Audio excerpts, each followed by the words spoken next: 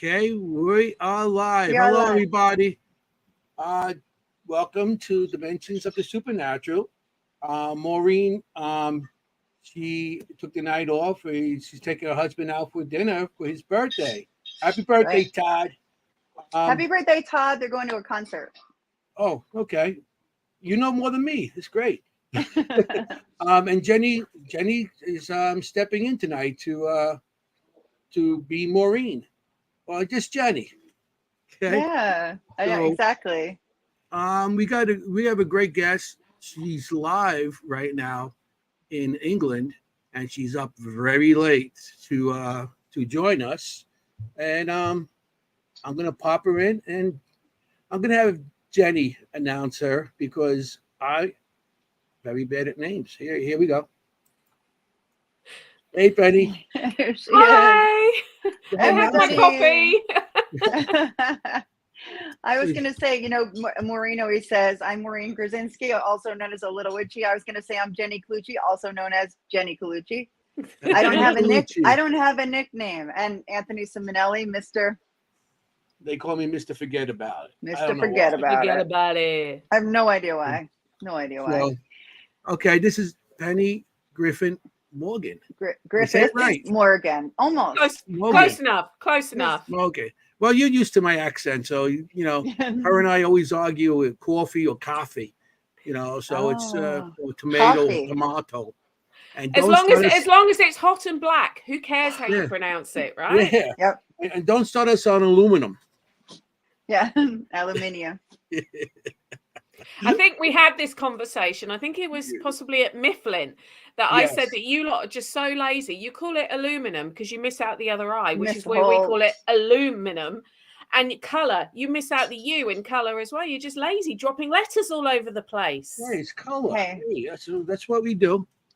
And we get away with it. Hey, why not? I did find it amusing. I come all the way to the States and I just insult you all. And it was all good. It was all good banter, wasn't it? It all went down well. Yeah. You're not insulting me. I'm Dutch, so Okay. I'm from the Netherlands, so we're both European. You can't. Good. You're not insulting me. Good. Well, I'm not European. I am, born but and you're not. raised here. I'm a New Yorker. I'm New York, so that's it. So I think we had that conversation. I think I had that conversation we had as that well. conversation. It's like when you we did. We come. I said, why is it in the States you get people to say I'm Italian American or I'm Irish American, and they've never been to Italy or they've never been to Ireland, but because their heritage 4 or 5 sort of 200 years ago, whereas in England we don't say, oh, we're I don't know, German English or some. It was just something observation I made. And I've made before when I've been sort of, because I used to work in St. Louis. I worked in St. Louis for a while, and it was just something I noticed while I was around. It makes sense a little bit because when they came here, everybody started new. They were from a different country, True. and so True, but it's not that old of a country. But you don't get it here with people who've emigrated here sort of 200-300 years ago. When you get like a lot of when you got Irish that came over during the famine and stuff, they don't say that Irish English. I just say it's not a criticism. It's an observation. I'm a nerd. I see things and I think, wonder why people do that. Oh my goodness, I've met my match here, Anthony. I wonder everything. Oh yeah. I wonder all day everything. Oh, my worst one is when I'm watching a film and it will be like, what was that guy in? What was that? And I tell you what, I'm so pleased to have Google on my phone because I'll be sitting there and my husband's like, you're looking it up now, aren't you? I said, yep, I can't watch the film now because I need to know what I've seen him in. And I remember looking that up in books. Mm-hmm. I do remember an encyclopedia, and my grandparents used to have the whole range, like 2 shelves full of them. Mm-hmm. I used to love going to visit them, and libraries. I still love a library, and archives. Can't beat it. Yep. Handling the documents, handling like 300-year-old documents. So good. Yeah. I know. I spent a lot of time in the historical I started society. back in 1986, and used to go to the churches or to libraries and look for the microfiche. Yeah. Oh, yeah. I still do that on the computer. I pull up the old newspapers. I used to go to one in Manhattan, and they give you like 15, 20 minutes to look through everything. But it takes about 15 minutes, 20 minutes to put this to load it. It's like, come on. Yeah. Yeah, we do still have. I mean, I know I'm not sure about the National Archives, like the big one in England, but I know that my local archives in Essex, where I live, which fortunately is only 2 miles up the road from me, where our Essex archives are. So I live in a place called Chelmsford, which is a city in the county of Essex. And yeah, some of the records are still on microfiche because they've not been digitized. And I needed to use them. I can't remember what it was I was researching, and I needed to use them. And yeah, it would take. I got quite quick in the end loading it all up, but to begin with, it was so laborious. But the noise it makes is so cool. It does make you think you're a proper researcher. And then you stop. Yeah. That's it. Yeah, then you stop, and then you like, okay, I'm gonna move it up just a little bit, and then you bring it back to where they were such a pain to use. But fun. Yeah, no, it's a cool experience. If everyone, I mean, we have a wonderful audience here. They're intelligent. They ask amazing questions. They're fantastic. I can't wait for them to ask you some questions. But if you can't tell, Penny Griffiths Morgan is a historian. We didn't start from that, but how do you say you're a historian without saying you're a historian? We were talking about the archives and everything. Yeah.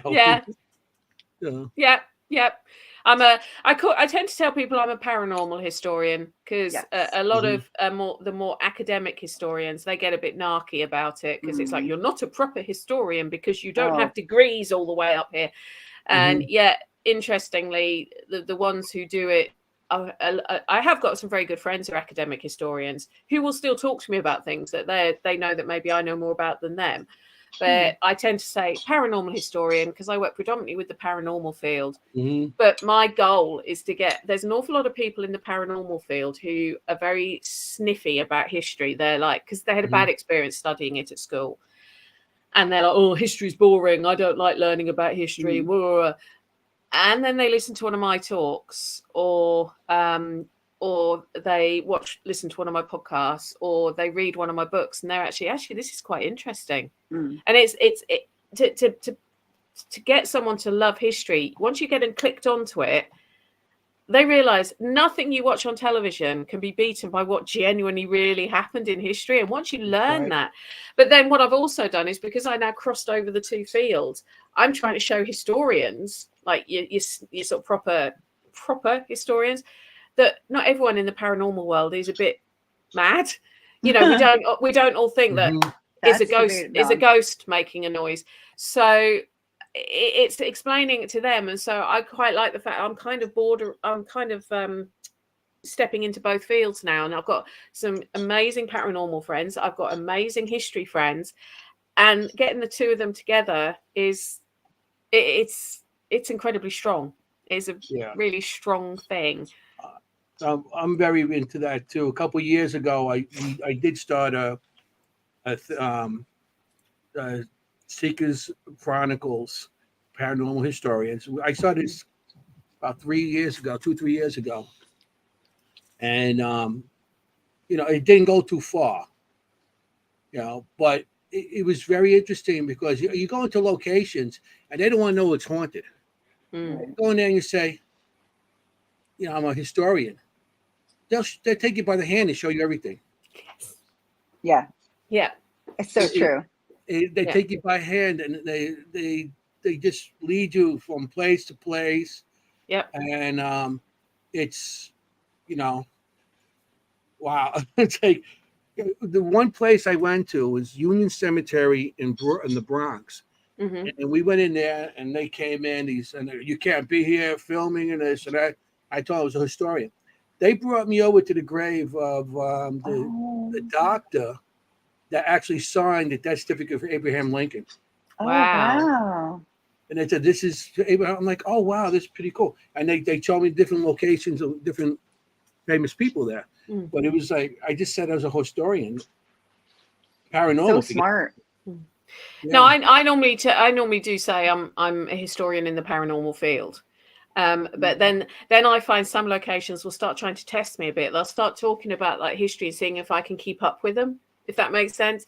And when I can, and when I can add things to what they're saying, then that must give me some credibility with them. So whatever they're feeling about the paranormal is, it kind of gets pushed to one side. But then what I always find is, and I found this, I've got some friends in our local police force, and I went on a ride along with them earlier this year.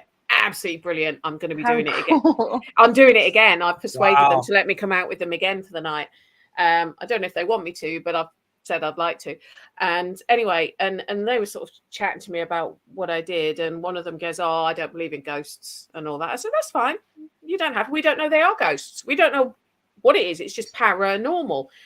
And then the next, and this always happens. The next thing is, well, there was this security video we had to look into of a break-in in one of the pubs, and I went, "But you don't believe in things that go bump in the night?" And he went, "Well, I don't know, actually." And that is always what happens. I've always had that happen to people. They go, "I don't believe in ghosts." Okay. And I don't argue. It's fine. It's your, right. There's things I don't believe in that other people get quite upset with me. I'm not religious, for example. But I don't, you know, I've got to go to a church tomorrow for a wedding. I won't be walking in and telling everyone because the church might fall on you. What? I'm a fire. I am a fire risk. My husband does go around with an extinguisher. Yeah, he walks down behind you with his extinguisher when you go to church. Exactly. I am a fire risk. But find ashes. I'm okay. It's everything else that burns around me. But the point I make, I don't sort of, you know, I don't mind if people say I don't really believe in ghosts, but I do then say, well, we don't. This isn't necessarily ghosts we're talking about. This is just stuff we can't explain. It's paranormal. And then when I sort of tell them things that I've found out, that there is no way I could have, like names that have been given to me on a novelist, on a random word generator, I've got a full name, first name and surname. Wow. And then that links, I've had it happen a couple of times, links perfectly to the site I'm at. Tell me how that's not paranormal. Tell me how that's happening. I mean, statistically, I guess there's a potential for it to happen, but it must be in the billions. Right. But like Ron says, timing and relevance. I mean, what are the chances at that time and that relevance? Yeah. I had that at one time. We went to Burlington Prison, my brother, and that's when the envelopes were still like the robotic sound.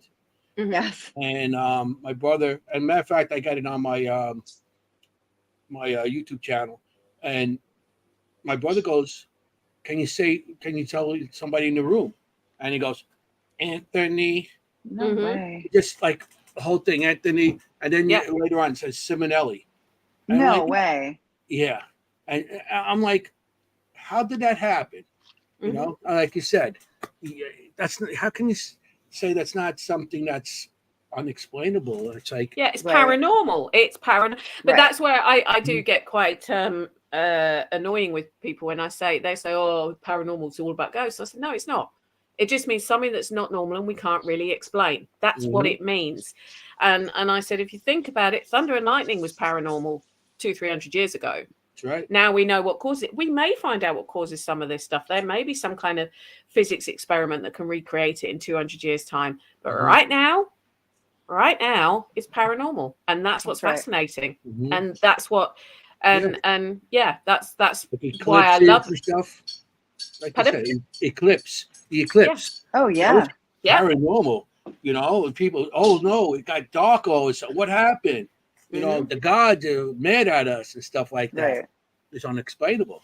You know? Right. Well, you take somewhere like, when I got married, we got married in Mexico, my husband and I, 16 years ago, and in Tulum. And one of the places I wanted to visit as a historian was Chichen Itza, obviously. Now, you think they used to sacrifice young girls to make it rain, and they thought that by sacrificing made it rain. And you think, well, you know, so to them, the weather fronts were paranormal because you had to appease the gods to make it rain. That is paranormal.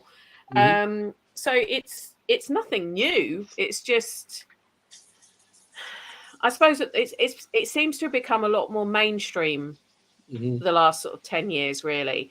And so it means more people. Well, firstly, you're not going to get run out of town for talking about it anymore. But also it means people tend to have more of an opinion, and their opinion isn't always, shall we say, an educated or a well thought out opinion. Right.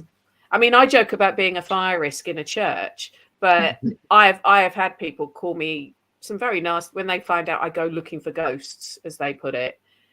Yeah, I have almost been run out of town, pitchfork job, torch and pitchforks with things.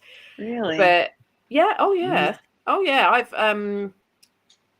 and it's all a lack of understanding about it. And so those people, I always say, look, come on an investigation, see what we do, see how polite we are, see how courteous we are, see what we're trying to do. We're not trying to turn it into a freak show. But it's I just find it fascinating. And then when you get the historical stuff that backs up, and it's not shoehorned in to back it up, it backs it up easily. It's really hard to sort of dispute it. Yeah. And when I first started doing investigations, the word paranormal didn't become mainstream until like 2004, 2005. Before we used to call it supernatural. Supernatural. I was going to say everything's supernatural. Paranormal. And when that phrase came in, more like in 2000, 2004, when the show started hitting. Yeah. Everything was called supernatural back then. Someone's popular. Yeah. I don't think that phone has ever rung. It's speaking of paranormal. Like I didn't even know it worked. I don't even think it worked. Well, it's not even connected. Yeah, I mentioned the police that I went out with earlier in the year. And not only was I with them, and they called me the witch and everything in the car. It was a full moon that night, which the emergency services, I don't know about over your way, they hate full moon. And their radio in the car wouldn't work properly; it kept glitching. And one of the guys, he was like, radio, we're banging it against his hand. He goes, "This has never happened before." And I just sat there going, "Please." So, and they were like, It's you. It's never happened before. Oops. Sorry. Yeah, definitely. I mean, I was going to say, Anthony, when you started, you were young. This was, back in the, can I say it? 70s? 70s, yeah. Yeah, wow. 70s. And I mean, people. 76. Yeah. I mean, you were brave. I used to go to cemeteries by myself at nighttime. Yeah. 13, 14 years old with everybody in the audience knows. But I used to go out there with the I made homemade dowsing rods, a compass, and one of those big ass cameras with the big flash, 35 millimeter. Yes. Weighed like 100 pounds. I just climb over the cemetery fence and walk around the cemetery at nighttime and take pictures and stuff, because I see my first full apparition in one of the cemeteries when I was about 13. So that's what got me more intrigued. And started going out on my own. That's before shows and everything. I didn't know. I wanted to get something on film. I thought I could. But, I've been hearing things since I was 3 years old. So when I was 13, I finally let me go find something. Yeah. So I started when I was 13 years old. So I've been doing it longer than most of the people I go on investigations with, because they're not even that age anymore. I'm going like 48 years now, 49 years. Wow. I've been doing it. Wow. Well, I was still in nappies then, so I wasn't doing it then, but it was a long time, and I got put down for it and everything, and I mean, the kids try to beat me up, but I got a very bad temper, and I don't care about grabbing anything and hitting anybody with it, defending myself. So, that's why I am the way I am, me. Yeah. But you make a great point. I've been interested in it ever since I was old enough to sort of speak about, like, three or. I mean, I wrote. I've actually written the new book I'm currently writing. I got so many people said to me, "Oh, why can't you write about your own, like how you got to where you are?" And I'm like, really? It's not an autobiography because it's got I do the history and stuff in it, but so but I was talking about sort of when I grew up and some of the stuff I experienced growing up. And our house wasn't an old house; it was 1960s. But you know, I used to hear footsteps along the hall. It's quite a long hallway, and I'd hear footsteps, and we just got as a fact. My sister and I just got. It was just quite blasé because we were used to it. And my dad used to work away for like months at a time. And I remember one night we were sat in the living room, and we lived in the middle of nowhere, so there weren't passing cars. This is quite an important fact. There were not passing cars. And we're watching television, and the way it was like a glass door into the living room, like frosted glass. And my mum and my sister and our dog are sort of, they can't see the door, whereas I was sitting where the door was to my side. And I saw car lights illuminate the hall. And the next thing I saw is a figure of a man size, walk past and go up the stairs. Well, I was about 6, 7 years old. I thought it was my dad. I thought my dad had come home like to surprise us. And I go flying out the living room, flying upstairs. Of course, he's not there. But I saw it clear as day. And I can still remember the sort of like, Daddy's home, like excited. And he wasn't. And so stuff like that it kind of, it did always make me think, what's out there? What are we missing? But it took me a long time before I'd always had an interest in it. I always read about it. But it probably took until I was in, my late 30s before I actually started like, no, I'm going to put my head above the parapet now. I'm going to say, I want to look into this. I want to learn more. I want to, I don't care if people think I'm a bit kind of weird anymore. I've got that confidence, so I didn't care what people thought of me anymore. So, yeah. But no, I say I'd had experiences from a small age, a young age, being small. You are among friends here, believe me, in this audience. You get scared back then because you don't know what to expect or who to even talk to. You know, it was like back then you didn't know who to talk to. No, you didn't know. I went to Catholic school, so you know we didn't know. You know, I wasn't even allowed to talk about anything. Yep. Oh, my mum's Catholic, or was, well, she's still around, but she's not as, her faith isn't what it used to be when she was younger. And so, and my dad is a mechanical engineer by trade.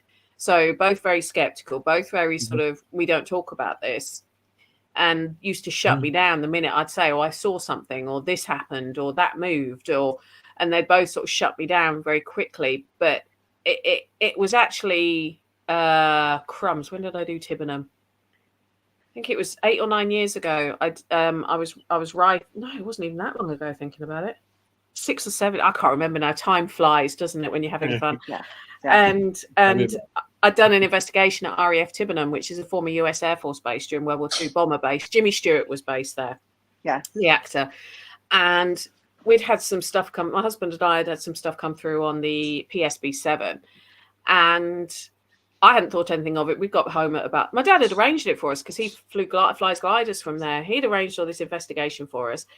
And him and my husband were talking the next day. He was telling my dad some of the stuff we found. And my dad was like, okay. He went off and looked, and he found the pilot who had been talking to us, his details, and he actually corroborated some of the information he'd given us. Oh, wow. Ooh. And from then he's kind of been a bit less, actually completely not skeptical. If I say to him, well, I've had this happen, have you got any ideas? Because he's a bit of a research nerd like me. And he will go off, and he never ever says to me now, really that happened? Now he's like, right, what do you want me to look up? Where do you want me to go? And that's a sort of physics and mechanical engineering degree from Brunel kind of person. My mum is still quite skeptical, but even she admits the reason she's skeptical is she's scared, because if it's true, what's happening? And that's something I do find with a lot of people who sort of very like, oh no, we don't talk about that. It's because they're scared. It's because they were. That's it. Right. You know, a lot of people are scared, and you know, if we could prove this is all true, it changes history, it changes religions, beliefs, and so nobody wants us to prove anything to be. real because of there's too much involved in changing, and everybody wants to change, and not so much money. It's a big thing, religious and all this other stuff, even politics and stuff. It's money, and if you change something, they're going to say, and you prove them to be wrong. So now people are not going to donate or whatever they're going to do as much. Well, you guys are fake. Yeah. So it's a big money thing. So they're never going to have us prove anything that, and there's always going to be somebody skeptic from religion or science or even politics that are always going to be against us. See, I like a proper skeptic, a proper or cynic, someone who will question your evidence, make you think about what you're showing them. I like them because I really like them. But I always say a skeptical believer is different to an out and out. Absolutely. I don't believe everything I find or discover is a ghost, shall we say? I was out in the States recently with one of my closest friends, Rachel Ashman, and obviously that's how we met. The fact that running the Staticom at Fort Mifflin, and I said, "Where am I from?" And you guys heard as clear as a day, it said Norwich, didn't it? It really? said Norwich. It said it, yeah. And you were like going, where? And I'm sitting there going cold because, I'm not actually from Norwich, but I spent 20 years growing up in Norwich. Now, I thought I heard it say Norwich, but at the time I didn't say anything because I thought, no, maybe that's the audio sort of pareidolia type thing. Right. It was you guys that went, it said Norwich. Well, what's Norwich? What is that? Yeah. Wow. And that came up a second time whilst we were away. It came up on something, I can't remember what it was, but it came up on something else as well. And it was just like, okay, that's odd. Because it's I say the look of confusion on everyone's face when it said Norwich and like, where? And I'm the only one who's going, that is very relevant, actually. Right. I think Lourdes is the one that actually heard the word. Of course. And you would think we would be used to it by now with Staticom. It happens all the time. Yeah. But every time it's absolutely stunning. But it was the fact that it was very relevant to me, and it's not like if it had said London or something like that, I'd have been like, oh, that's a bit general. Oh, I know what the other Norwich thing was. It was when we were at the White Hills. Is it White Hills? The Mansion. White Hill, thank you. And I was chatting to Heather Teddy's boyfriend. And he was saying about playing in England. And I said, oh, well, you remember your first ever gig? And he goes, yeah, it was in a small place out of nowhere called Norwich. Have you heard of it? No way. And I was like, yeah, I lived there for 20 years. So, twice the place got mentioned whilst I was away. And I thought, that's odd. That's true. That's a cool coincidence. I like that. I like that. Yeah. But no, I just there's got to be something in it. I mean, but it's what is it, and whether we'll find out in my lifetime. I don't know. I almost don't want us to find out for sure, because I feel the same way. If we find out, what are we going to do on weekends? Exactly. Where are we going to go? Exactly. Okay. We're out of a job now. We got nothing to do. What are we going to do? Oh, you see, I'm all right. I can still nerd out. I can still nerd out on history stuff. But I'll have to drop the paranormal bit from my sort of CV, and it's just historian. No.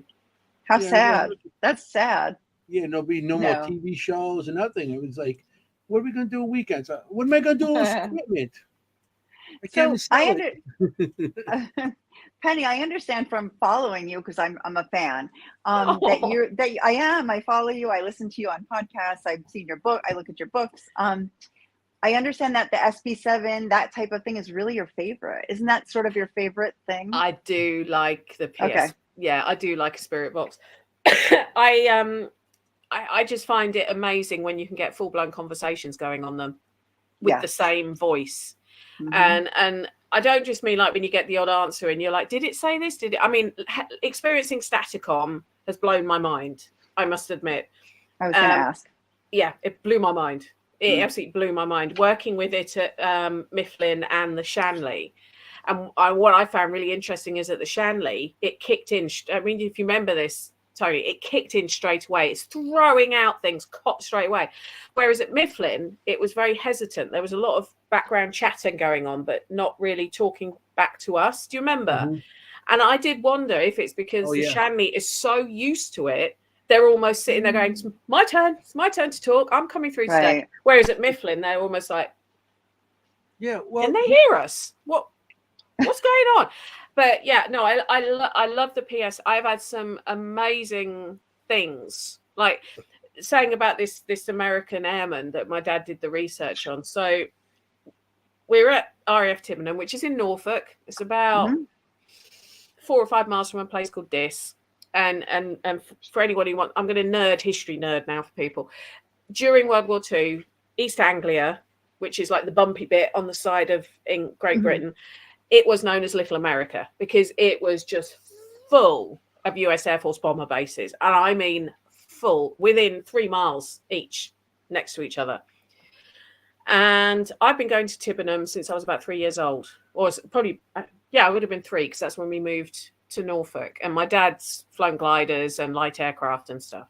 So, and I always loved the place. There were certain parts of the airfield that made me feel uncomfortable and made my sister feel uncomfortable as well, my late sister. But anyway, so my husband and I are on the runways, and the runways are the only bit still remaining from the 1940s. Everything else has been pulled down, but the runways are still the authentic runways. And we've got the PSB-7, and we start hearing this American voice coming through. And we're like, what's your name? And it goes, Marley. And we're like, what, Marley? Morley? Like, what?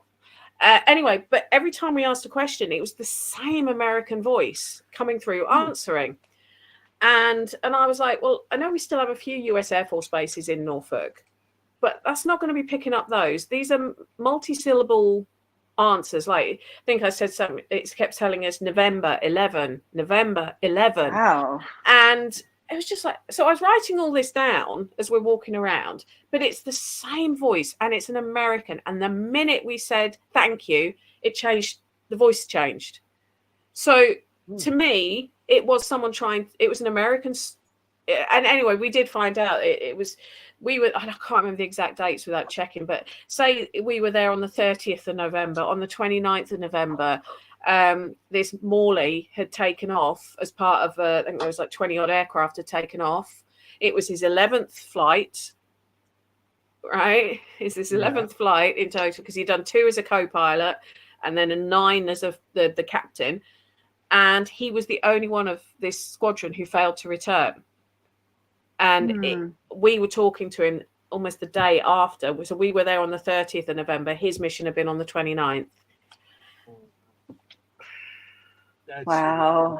I know. I just got a from that. I just love, wow. I rarely use a gadget in isolation. I mean, I'm quite sensitive to things. You use yourself. Yes. And that's the best best thing to use on investigation. And I could feel like the goosebumps starting to go as this voice is coming through. And that's when my husband sort of said, it's real, isn't it? Because I kind of get affected, if that makes sense.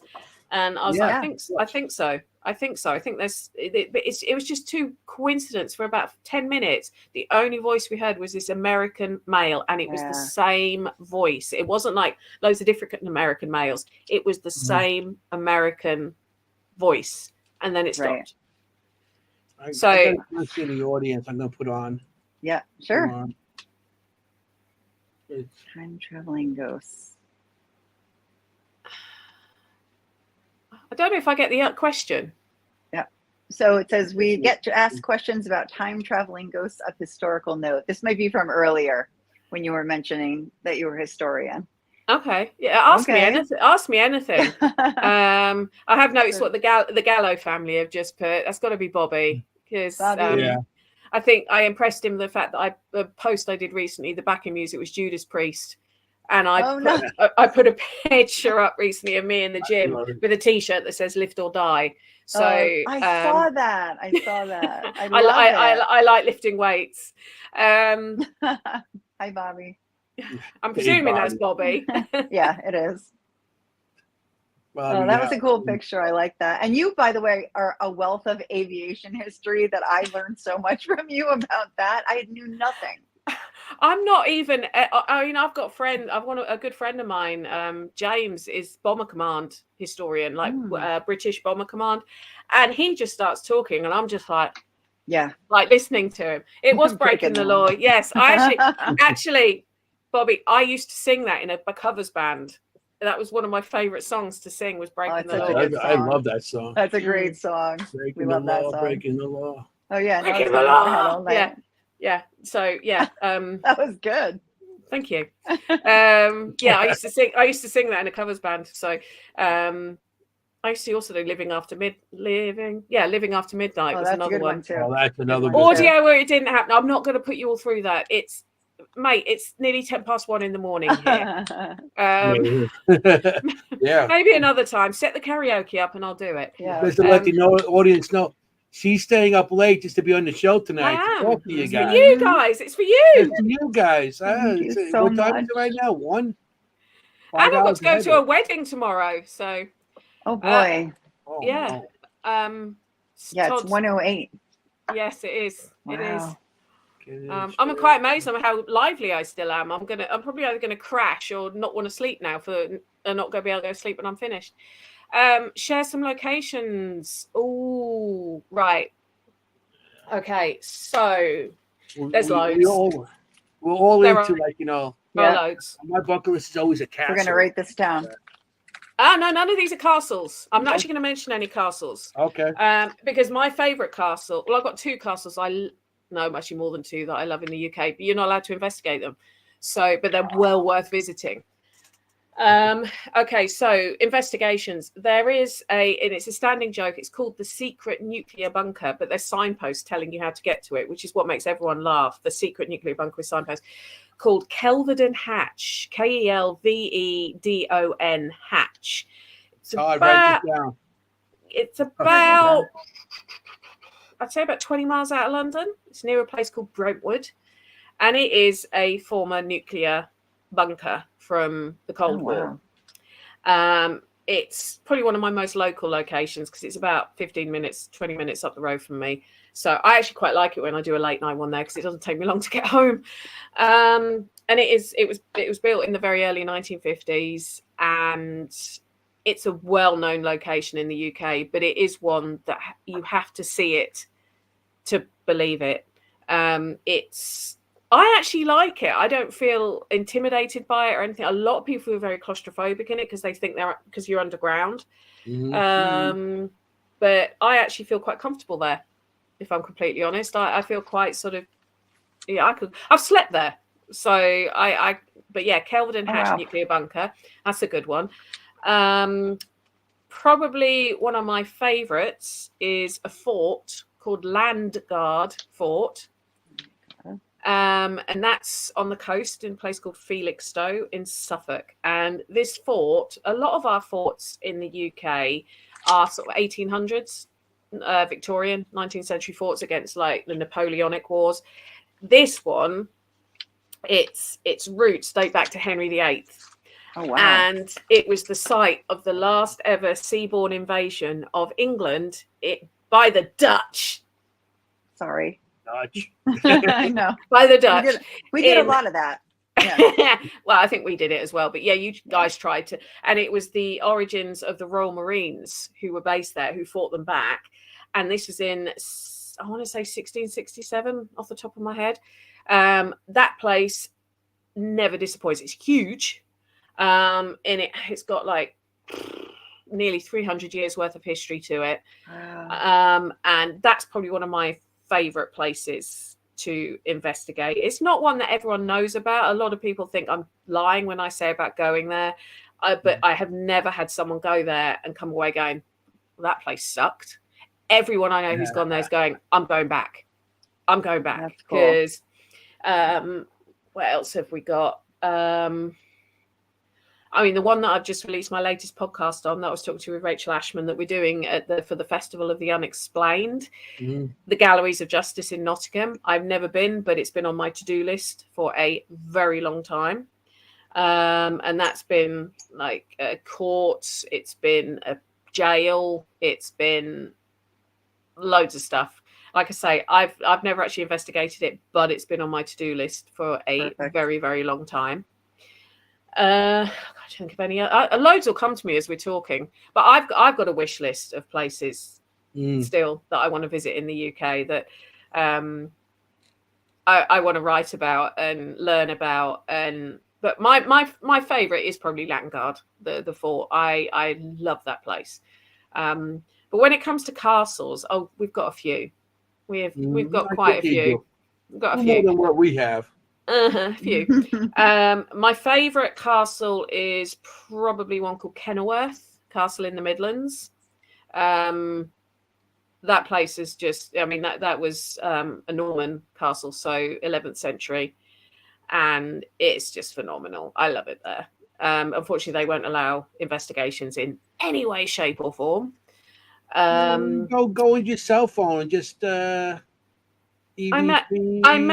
may have occasionally gone down into one of the because it's a ruin. It's a ruin as well, so it's very hard to stop with noise contamination and stuff. But I may occasionally have taken the odd gadget over there to see what happens. But don't tell English Heritage. The guerrilla investigation, I call it. Another one I love is further up north. It's called Midlam Castle, and it's where Richard III was based. That one, again, it's a ruin, so it's very, very hard to investigate, but it's normally quite quiet because it's not one that loads of people know about. And that one has some, I say that one would be nice to explore. But there's one kind of 10 miles down the road from it called Richmond Castle, again, which was one of Richard III's, and that's got a lot of interesting stories related to it. And it was also where they held a load of World War I conscientious objectors in the cells there, and there's graffiti that these COs left, but unfortunately you can't go and see it because it's corroding, and they don't want members of the public obviously touching it. Of course, so they're trying to work out how to preserve it so that people can get to see it and make pre-book. I mean, I tried every trick in the book to get them to let me go and see it, but they kept saying no. I haven't given up. I will start doing that. Do you not know who I am? If you want, I'll do it. I will. Do you not know who she is? But next time I go up there, this is in North Yorkshire, so it's quite near where Rachel's from. That accent, her accent. Next time I go up there, I might start sort of 6 months beforehand lobbying them, saying, please, please, please, I promise I won't touch anything. But no, Langard Fort would be one. That would be definitely one I'd put, because it's one that not many people know of. And it blows my mind every time I've gone back there. That's amazing. Day and night, even when I've gone during the day as a museum sort of punter. Excuse me, stuff has happened to all the family, my whole family. I mean, my bucket list is definitely doing a castle, because we got buildings here we do, 300-400 years old, whatever, 200 years old. But you got things going back so far. It's like 1,000-year-old. Yeah. You know what I mean? 1,000 years. I mean, my cousin has a place in Venice, Italy. And he's right on the water. And, we shouldn't all go investigate that. I mean, we gotta go. He's right on the water. It's 900 years old, the building. Yeah. And I'm like, let's go. I want to go. Are you kidding me? Just to investigate. Well, the only thing I've never been to Venice. I've been to Rome. I've not been to Venice, but I know quite a few people who have, and they'll say never go to Venice in the summer. Always go in the winter because of the water in the summer. It's a bit smelly. I don't know if your cousin has said that.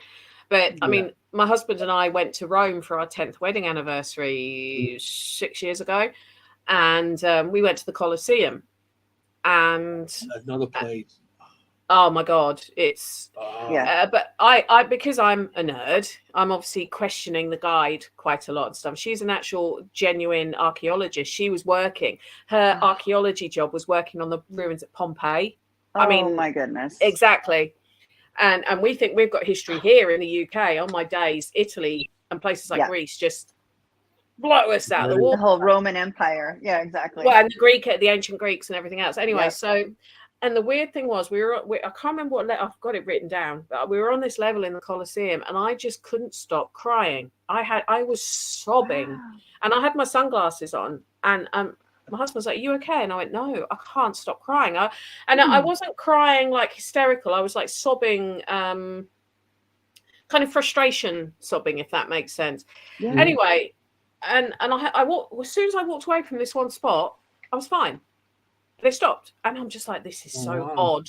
Anyway, talking to the guide, I was like, "Look, I'm into ghosts. Now you gotta know. I'm into ghosts.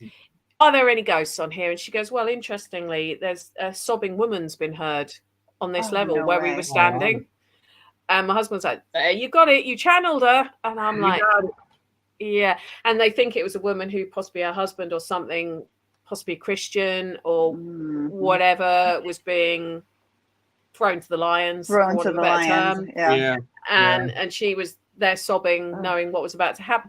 But yeah, when she said, "Yeah, there's a sobbing woman been heard on this level," and I'm just like, "Is that there by any chance?" And she went, "Apparently so, yeah." That's awesome.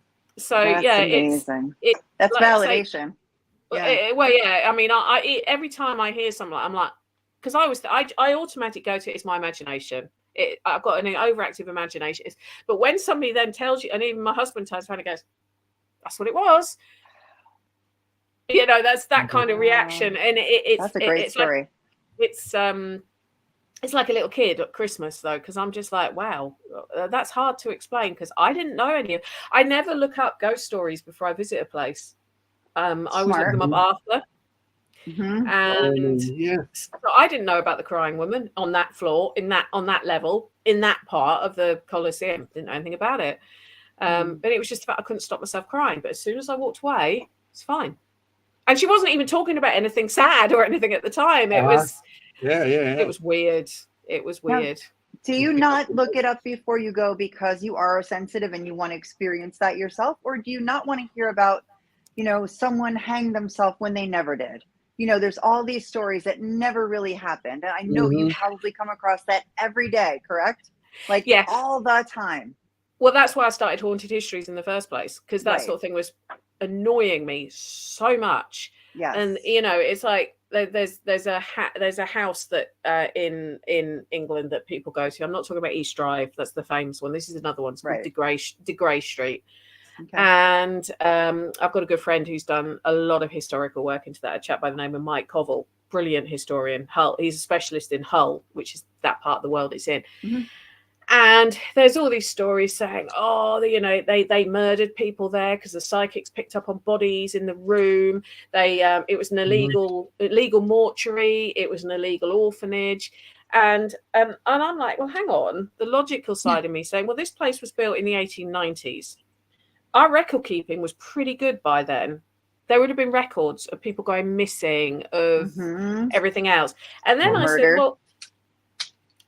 I said, and also orphanages, you didn't have illegal orphanages by that point. It was all quite legitimized. And then I said, well, hang on, in the style of these houses. So these houses, I call them city terraces. So when you look at pictures of England and you see like the rows and rows of houses, like red brick type houses in a lot of the industrial places. So they would have had a front parlor room, which was kept posh. That was Sundays only.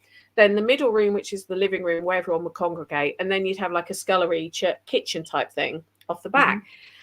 Now, when someone died, they would be laid out for 7 days in the front room so people could come and pay their respects while they saved up the money to pay for the funeral. And I said, could their psychic have seen that? They could have seen the body laid out, but rather than say, well, actually, historically, they would have been laid out, blah, blah, blah, they automatically go for the most confrontational option. Right. And it was all these kind of things that I started to say, well, who is it who's picked up on this stuff? The Queen Mary, the ship, the Queen Mary, prime example. There's an awful lot of stuff said about that, and it's like, well, hang on, if somebody had died on board whilst the ship was on the Atlantic, the captain would have made a note of it. He had to. And I'm not being sexist. Their captains were all men. He had to. The captain had to put it in his log. If it's not in the log, It didn't happen. And and that's why I started Haunted Histories. And I mean, I've had some pretty nasty messages from like owners of venues when I've gone, actually, the stories you're telling about this place, not true, and I can prove it. I mean, Mike's had them as well. He's had death threats for some of his exposés on places. Really? So, oh yeah. So, but that's why I started it, because I got so frustrated. But then, even saying that, I mean, there's history, is more evidence. So you'll form a theory on a historical thing, and then somebody will find some new evidence, which will throw your theory, and you have to come up with a new theory. But you can still sort of prove that no, there wasn't somebody called, I don't know, Roger Davis owned the property in 1872, because you can look at the land records and say, no, that's not who was there. So things like that. That's why I started Haunted Histories. It's not only to educate people on history and show them it's actually quite cool and how it works in the paranormal field, but it was also to say, well, should we look at the truth here? Because a lot of the times the truth is more interesting. I agree. And I have concerns about, like, we have a lot of asylums that we investigate, and it's always a nurse who hanged herself. She was pregnant by a doctor. And it's amazing how many that happened at, isn't it? Yeah, there were. It didn't happen. But the thing that concerns me is that everyone is saying that over and over and over again, and then you have that concern that that energy is getting created. That thing that never happened is actually starting to be a thing. Yeah. You're creating it. You are almost like the Phillips experiment was designed to do. Is like, can you create egregore, tulpas? That's what I think. That's one of the terms. Tulpas. I agree. I mean, it does amaze me that every single program I watch about the different American asylums is always a pregnant nurse who's got pregnant by one of the doctors, or sometimes one of the patients who hanged herself or jumps out a window. Yeah, correct. And I can guarantee it will have happened at one place. There will have been someone doing that at one place, but I think I personally think it's lazy research to go there with every single one. I mean, we don't have our asylums in the UK, because we've got so much less land. They just get pulled down or converted into flats, basically. Same with our workhouse buildings. I mean, I'm primarily a workhouse historian, and there's hardly any that you can visit, because it's kind of like an era in history that society were like, oh, we didn't really do that. Oh, no. Same with the Victorian asylums. And I'm a big believer in, you can't write off history just because you don't agree with it, because it's so important. But yeah, I do notice when I'm watching sort of programs about asylums, and there's always the same character in each. Always. It's what's another one, like Airfields? There's always a pilot who was in love with a local girl and killed himself because he couldn't have the local girl. That's another one I hear a lot of. In schools, there was always the tyrannical teacher who beat the pupils up and then got beaten up themselves. That's another one. And yes, there might have been isolated cases of this, very, very probably. But it doesn't mean it happens everywhere. So no, I sometimes when I'm visiting somewhere, I'll look up history, like facts, so I can know maybe what time period the place was built in, because then I can come up with questions that are applicable to that time period. So I don't know if you remember, Anthony, one of the questions I asked when we were at the Shanley was, who was your president? Do you remember me asking that? Right. And the reason I did that was to try and work out what timescale of people we were talking to. But brilliant question. But then I also asked, what do you think about having a female president? And that made us all jump, that reaction, didn't it? What was the reaction? When we're listening back to the EVP, and all the answers have been very sort of quiet like this, and I'm going to sit back so I don't blow people's ears off. It went like that, really, and I think it was it Ron who played it, and we all went whoa, because it was just so angry when the answer to that question. That doesn't surprise me at the Shanley. He has that one thing on there. That's my son. He's a grandpa now. He is. I know. So cute. It is adorable. Ron asked the question, can you say where we are? And it says Shanley.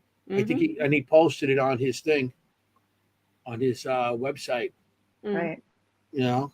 Yeah, and it said Shanley. So that kind we reacted that night to a lot of things that we were saying. But this was an EVP that we were up in one of like what would have been like the mafia rooms, weren't we? And on the third floor. Yeah. And I was trying to get them to interact, and I said, "Who's your?" And it said quite clearly Hoover, wasn't it? Hoover. Oh wow. It said. Mm-hmm. Yeah. It said Hoover, and we were like Hoover, and that gives you a time. Yeah. And then I said, but having a female president with the elections coming up, and honestly, that it's when we played it back, and none of us heard it in real time. Yeah. It screamed never, and I mean to the point where I don't jump. I actually went, whoa, like that, because it was so angry. Wow. That's smart because I know I like doing that myself. When you go and you ask EVP, you ask questions. Like, if, for example, if I'm at Gettysburg, I ask what color is their uniform? What's on their button? Smart. What's on their button? Because each one of the states had a different logo on their buttons. Yep. You know what I mean? What type of rifle they use, or you ask outside. You don't ask them, Smart. how old you are and stuff. You just ask them, and that'll give you, verification of certain uniforms and different patrols, different states. I know New York had different colors uniform. Brooklyn had blue and red, and each state had a different color uniform, and some of them didn't even have shoes at one time, So you ask them, especially ones that came from South, they didn't have shoes because they walked 1,000 miles. Yeah. Right. Well, see, so when I do my research, I don't look at the ghost stories. Like I said, I don't look at what accounts people have had or anything else. But I'll look at the period in history, so I can come up with intelligent questions. I always liken it to, when an actor's got a new film out and they're doing all these press junkets and everyone's asking them the same question. They're getting those 10-minute bursts for like 8-9 hours, the same questions every time. We've got an interviewer in the UK called Alison Hammond, and she's this mad black woman, absolutely mad as a box of frogs. She's from Birmingham, and she comes out with the most out there questions for them. These really famous, notoriously grumpy actors will formally ask for her to interview them because she thinks outside of the box. And she still does a great interview. So when I'm doing sort of stuff like, which to me, EVPs are almost an interview at the end of the day. You're interviewing to get to have a conversation. If you ask that, did you die here? How old are you? Were you married? If they've been hearing that same thing for 50 years, they're just going to go, oh, for heaven, I can't be bothered with this, go away. But if you say to them, do you prefer blondes or brunettes? They're what? Okay. Yeah. And then you can start getting cheeky. So are you a boob or a bum man? If you know it's a male one. But it's all about getting them to go, okay, that's a bit different. All right, okay. Right. Yes. And then you've got that sort of. I mean, I did ask what about a female president? I did ask that to be a bit contentious because I figured if we are talking 1920s, 1930s mafia guys, the thought of a woman telling them what to do, I am probably going to get the metaphorical two fingers stuck up at me, which I kind of did. But I didn't ask it in a rude way, but I was interested, being a woman, what their reaction would be. So I think if you've got a bit of an idea, so if I went to an asylum and I knew that the sort of era it was maybe 1920s, I'd be looking into some mental health advancements in the 1920s and ask questions about those. That's right. Because so the same thing. I love that. Yeah, so that's where my history will come in. One of the common ones I do in the UK is it a king or a queen on the throne? Because if they say queen, that's going to really limit down who it could possibly be. Right. So it's all stuff like that. Somebody said about Rendlesham. Rendlesham isn't so much a bunker. Rendlesham was a forces base, but it's notorious for UFO sightings. At Rendlesham, it's probably about, in the UK, this is a reasonable long way. It's probably about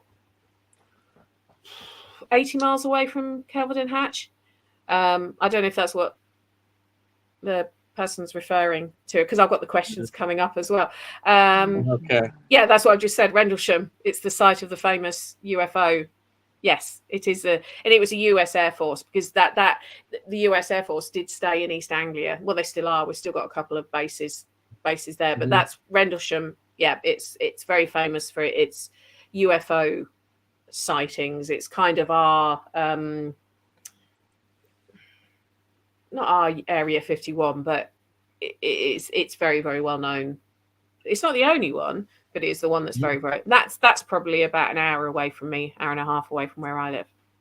That's we're talking, and we didn't say how much of a celebrity you are. I did. I said I was a fan. I said I'm a fan. She said she's a fan. Well, you see, I do you know who I am? No. Do you know who I am? You know who I am. Hey. Do you know who she is? Who I am. No, I mean, you on Help My House is Haunted. Yep. That was from Britain. So it's a show from famous show from where you guys are. I mean, I think we do have it here on Discovery Plus. Yeah. We do. Okay. Yeah, so, you're normally 2 or 3 series. You're normally 2 or 3 series, I think, behind us. So, yeah, I've been doing that since. I'm not in every episode, because they have a different historian for each episode. But I'm normally one of the first 3 that they'll contact when they've got a new series coming. They're researching. So my first one, I think it was during COVID. So it must have been 2021, I think. And it was in Epping Forest. And it's where my book, Elements of Epping Forest, that got given birth to that. And I've known Jane Harris, who's one of the presenters on there and one of the investigators. I've known her for a good few years. And she contacted me saying, look, we need a historian for this part of Essex, and it's near where I live. Would you be interested? And I was like, oh God, okay. I don't know what to do.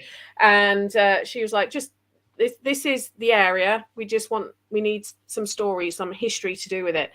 And me being me, I didn't go look for general stuff, because they had a story that they thought it might have been to do with the haunting it was a celebrity episode. And I'm looking into this case, and I'm like, no, this isn't what you think it is. This wasn't, she drowned of alcohol poisoning. She, when they, she vomited and drowned on her own vomit. It was nothing to do with water. And they were like, oh, because I actually pulled up the mortuary report. This is like 1880 something. And that's how nerdy I am. That's how deep I go into this stuff. But then I found a story of a woman who drowned her 2 young children. She traveled all the way from East London and drowned them. Now, it sounds awful, but you've got to bear in mind, this is 19th century, no medical help.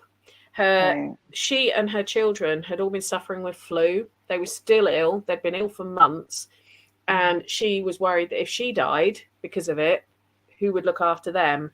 And they were so poorly. They're only I think about 6 and 3, something like that.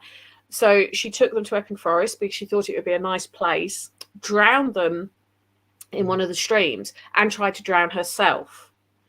But there wasn't enough water for her to drown as well. So she then walked to one of the hotels and said, take me in.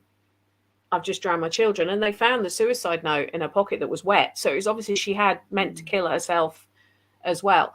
And yeah, that was the story I found for them. And that's what it transpired it was, because they got I think one of the girls' names was Clementine or Clementine.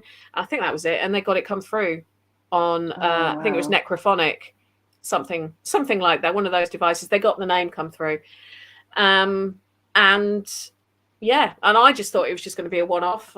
And then the next series, I get a phone call going, we've got another one. Can you do another one? And I've done it since then.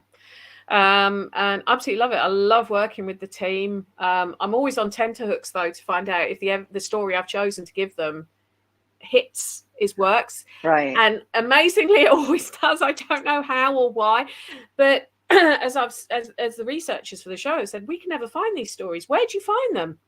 Don't know. They find me. So I do wonder if it's almost I'm being guided by an unseen hand sometimes to tell their story. But yeah, it's so much fun to do. And yeah, and Jane actually will normally message me the next day to say, guess what we found? So because she knows I'll be sitting there going, oh, did it work? Mm-hmm. Everyone I've seen you in has been that it was validated what you said. Every single one.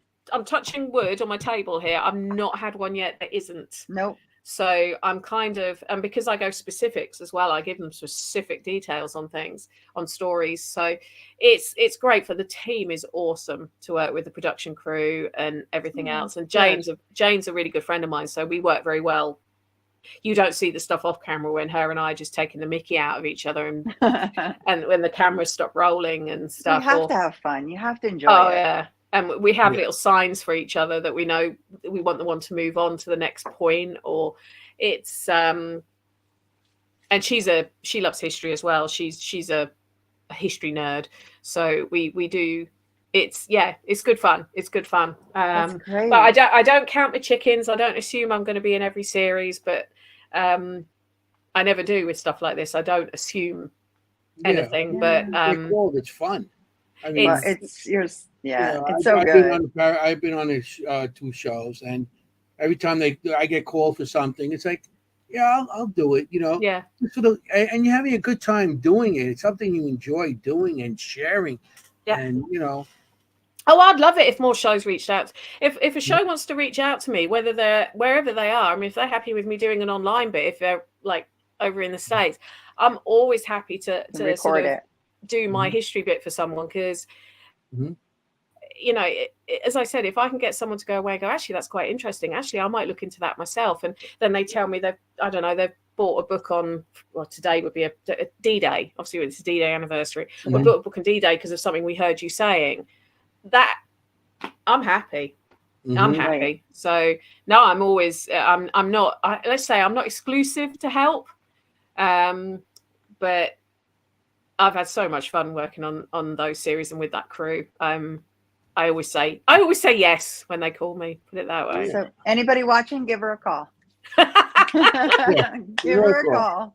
I've heard mentions of the supernatural. Okay. You know, it's, and if anybody in the audience wants it, it's such a good show. Help. What is it? Help. Help My House is Haunted. It might be late for you, but it's late for me too. I think we only have one season of the celebrity one right now. Like you said, one series. I'm not sure that we even have 2. I know there's, I don't know. I know I've done, I'm trying to think how I've many seen of them the I've first done. Series. That's it. Yeah.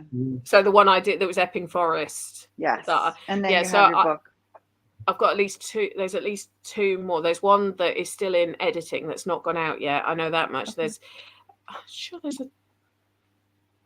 I can't remember. I kind of have to sit and start thinking about it, like we're trying to think of the locations, because I'll be honest, I don't differentiate between the celebrity ones and the general public ones, because there's no difference to me. It's the same process. Actually, one of my favorite episodes I've ever recorded is a celebrity one with somebody called Jake Quickenden. And that was to do with the English Civil War. And I must admit, for those, I won't spoil it because if you haven't seen it, but that's one I would recommend trying to get hold of to watch, because I actually managed to, when I gave Jane Harris some of the information I'd found that correlated exactly where Jake's house was, and it was a brand new build. We actually had to stop filming. Cool. We had to stop filming for 5 minutes to her to get her composure back because of what I found. So, and that one blew my mind when I found it. I was one of those, when I was mapping it to see if it was, and I was like, lots of bad words came out of my mouth in shock with what I found. Yeah. Of course. Of course. I like, you have a lot of fun. I call them fun facts. I learn a lot of fun facts from you.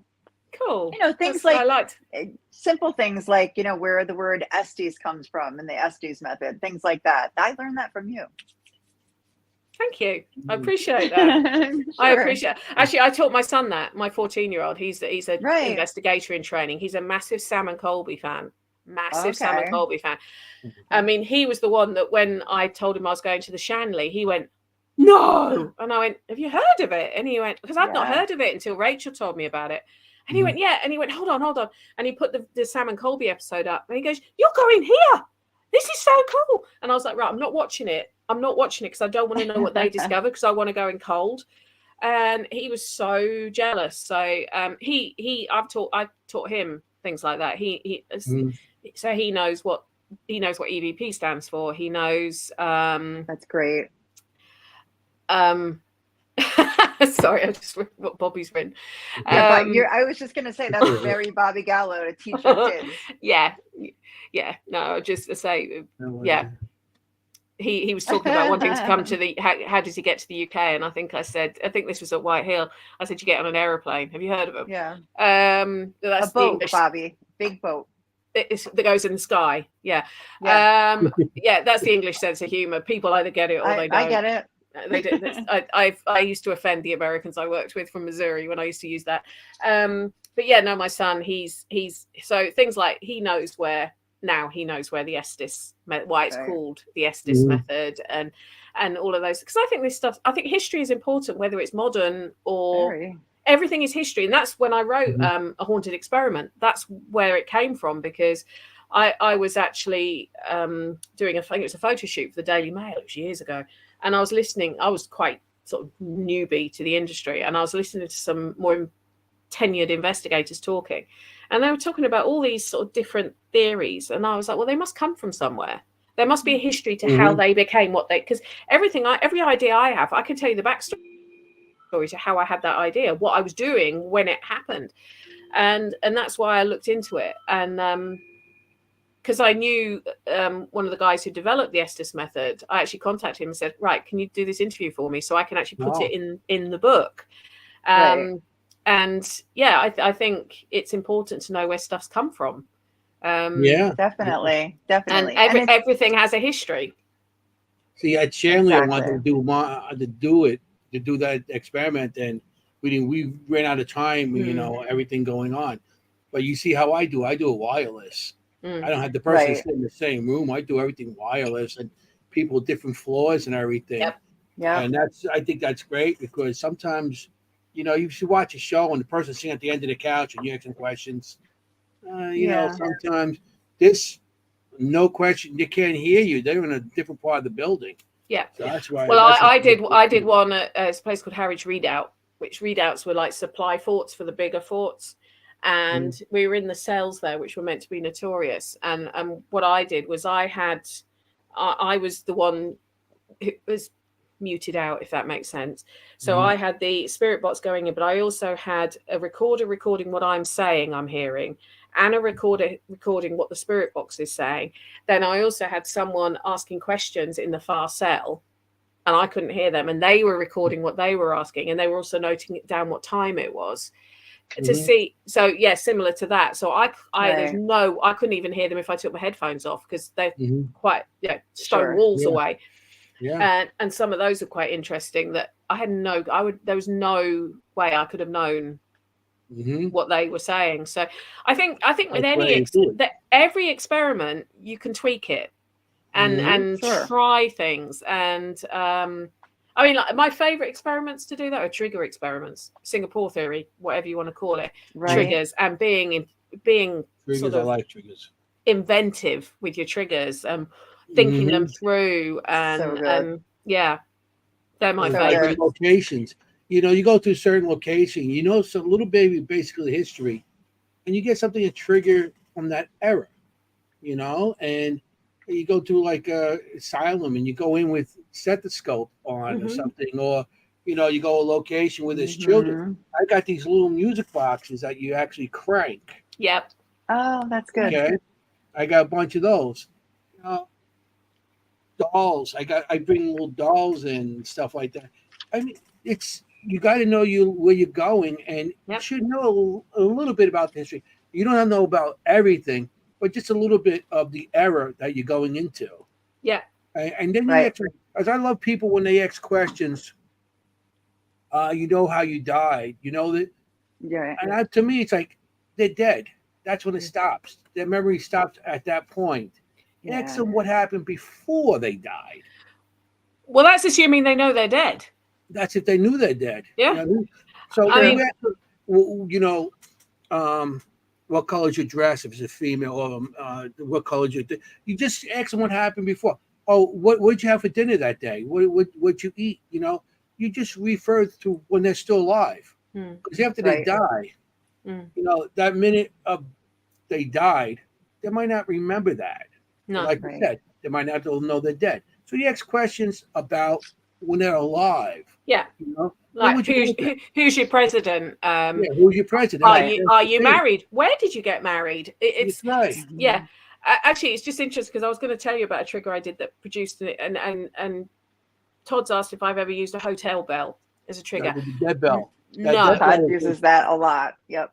No. However, when I was investigating the British, this is another place you might want to visit, the British School Museum. It's the last remaining. Have you been there? Have you? Yes. So you know how cool it is. You know how cool this place is. Very cool. It's the last ever standing Lancastrian classroom, and I've got a book about it called The Paranormal Playtimes, and it was a poor school. So the guy who came out with it, Joseph Lancaster, he started forming this teaching thing in the late 1700s. He then sort of put out they was almost done as a franchise, for want of a better term, these schools. Anyway, this is the only one in the UK that you can still visit. And it's a museum and it's brilliant. And again, I've investigated it quite a lot, always had stuff happen there. But it's not, some people try and go in to make it sound really awful. These kids were beaten and everything. I've never experienced that. I've experienced kids giggling. I've experienced kids playing. I have never felt kids abused, for want of a better term. Anyway, so I'm on my own there during the day because they asked me to write this book for their 25th anniversary as a museum, and then COVID hit, so which put the real kibosh on me doing investigations and everything else. But they said, okay, we'll let you in on your own during the day, if that's all right. And I'm like, yeah, fine. Places are haunted during the day. The fact there won't be members of the public walking around, I've got control. Not only did I pick up a girl giggling in the playground, and there was nobody in the playground, and I'm like 2 stories up. And in fact, I'm not very tall, but the way they used to do the windows in these things, they were massive windows. I don't know if you remember from visiting, Jenny. Yes. But you had to be at least 6 foot to be able to see over the windows. And that was to stop the children looking out the windows while they were supposed to be learning. So they still had all the light coming in from them, but it was to stop them being distracted. Anyway, so I couldn't actually see if there was anyone in the playground at this point. So I actually held my phone up and used the video to see if there was any, and there was no one there, but I heard a girl laughing. I even phoned the manager she'd given me a walkie-talkie. So sweet, Is there anyone else in the school? No, it's just you and me. Well, I've just heard a girl laughing in the playground. There's no one else on the premises. The gates are locked. But that wasn't the only thing. So I'm thinking, what could I do here as a trigger? I tried leafing through books. I tried reading sort of even scripture and stuff, because they would have studied that. So what I decided to do was find on my phone a sound of a school bell going to indicate the end of a lesson. There you go. Played the school bell. 2 seconds later, I hear footsteps along the corridor. Oh, I love it.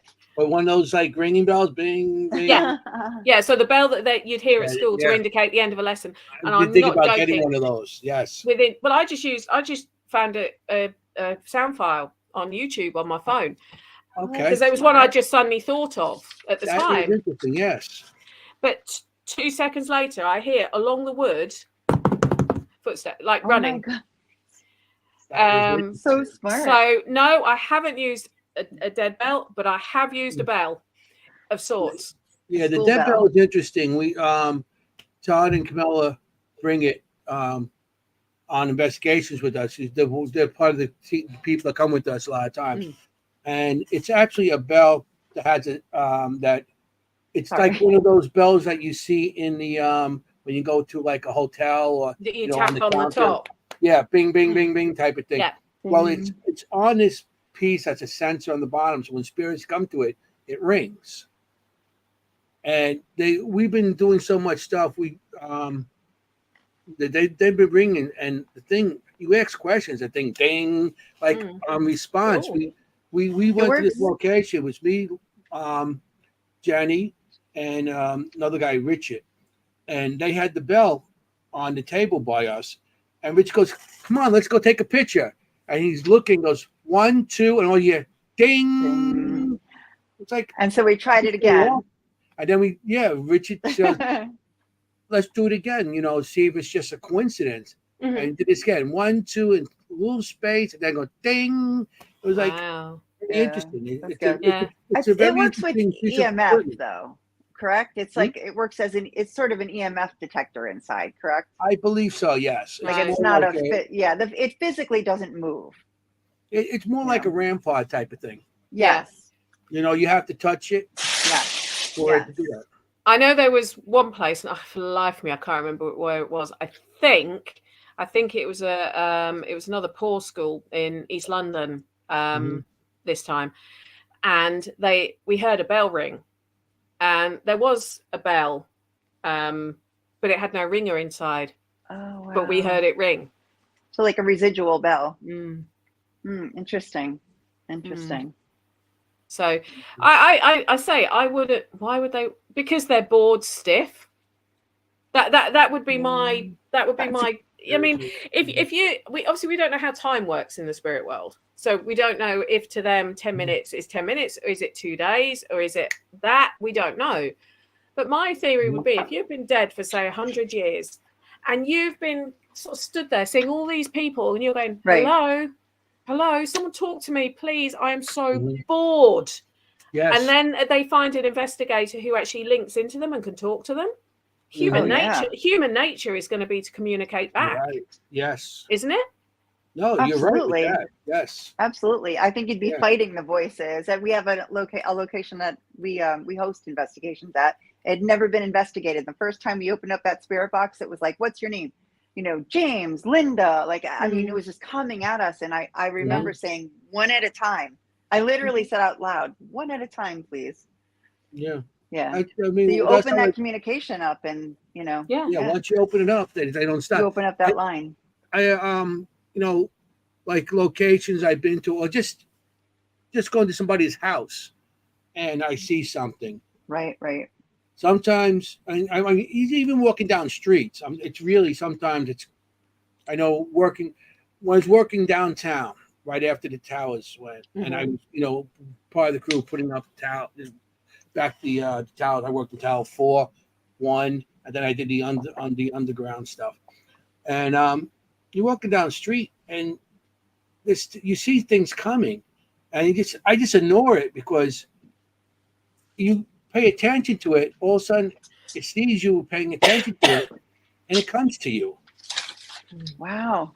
And it comes to you, and it's weird because I've seen people. I'm walking, and I seen someone on the side, and I could smell sulfur or whatever. But you're in Manhattan. Oh, sulfur could come from anywhere. So that's right. Yeah. Then you go down the subway, and you just go, and then the next day you go back, and that person's there again. That thing's there. And it's like you try to ignore it because you know what's going to happen next. As soon as you show it any kind of attention, that it's there, it's just going to come to you, and it's going to keep on. And it might even follow you home. Yeah.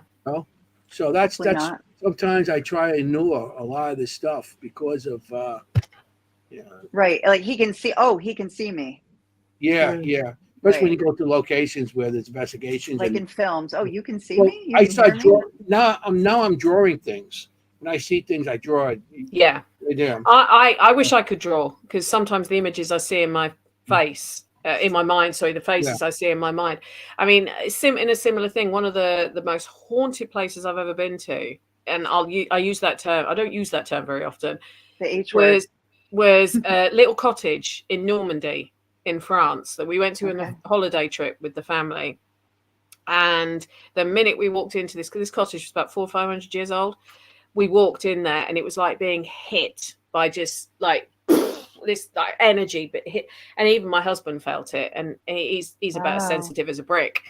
Anyway, That's me. I think it was this so the second day, because we've been traveling quite late, the second day, I like to sleep. I'll admit, I like to sleep. And he was out because it was surrounded by almost an acre of land, all enclosed in the middle of nowhere. So great for the kids. They could be as loud as they wanted to be because they would have been about 4 and 8, maybe 5 and 9, around that sort of age. Boys, rambunctious, making loads of noise. And I said, I'm going to go and have a sleep. And I'm lying there in the bed and I can feel someone doing that to my shoulder. And I opened an eye and kids are downstairs because I could hear them. And I did. I said, look, no disrespect. I'm shattered. Yeah. Let me sleep. And this, I did actually say this. Let me sleep. I will speak to you when I wake up. And that's what I said. Went away. Then that night, I'm awake because it was 2 single beds in the main bedroom. And I'm sat laying there and I can see a shadow leaning over my husband. It didn't feel ominous, though. That's the only thing I can say. It felt caring, but it felt like it was looking straight at me. And my husband is fast asleep, and he said, "Who's watching me?" He said this, and I could feel this thing, whoever he was, looking at me. And I tried to communicate telepathically. I said, "Please leave him to sleep," and it went. Downstairs was a different matter. Downstairs, it was a she didn't like us being there. She was very angry.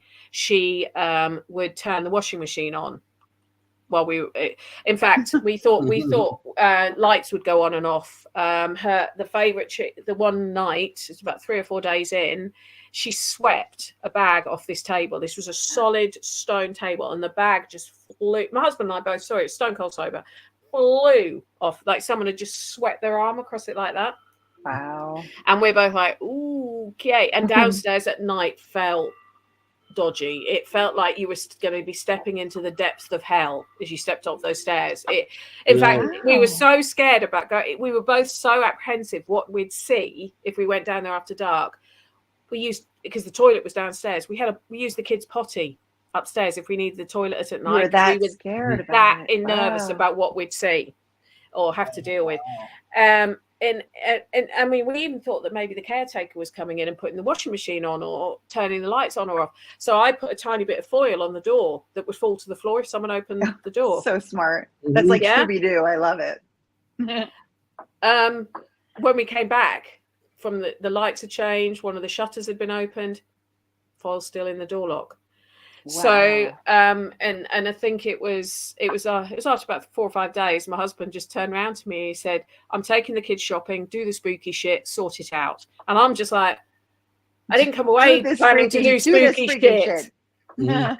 So I just started talking to her and thanking her for letting us stay and asking her to back off a little bit in a nice way. It all stopped. Really? Yeah. But the weird thing was, I was going through the owners. They had this massive trunk with loads of photos, and I found a photo of this place at the beginning of the 20th century, and it was her. It was the woman I'd seen in my mind in the photo. Wow. What was she like? Scary looking. It had been it had been a cider farm beforehand, and it'd been a cider farm for hundreds of years. And from what I could make out, her and her 2 brothers lived there and ran it as a cider farm.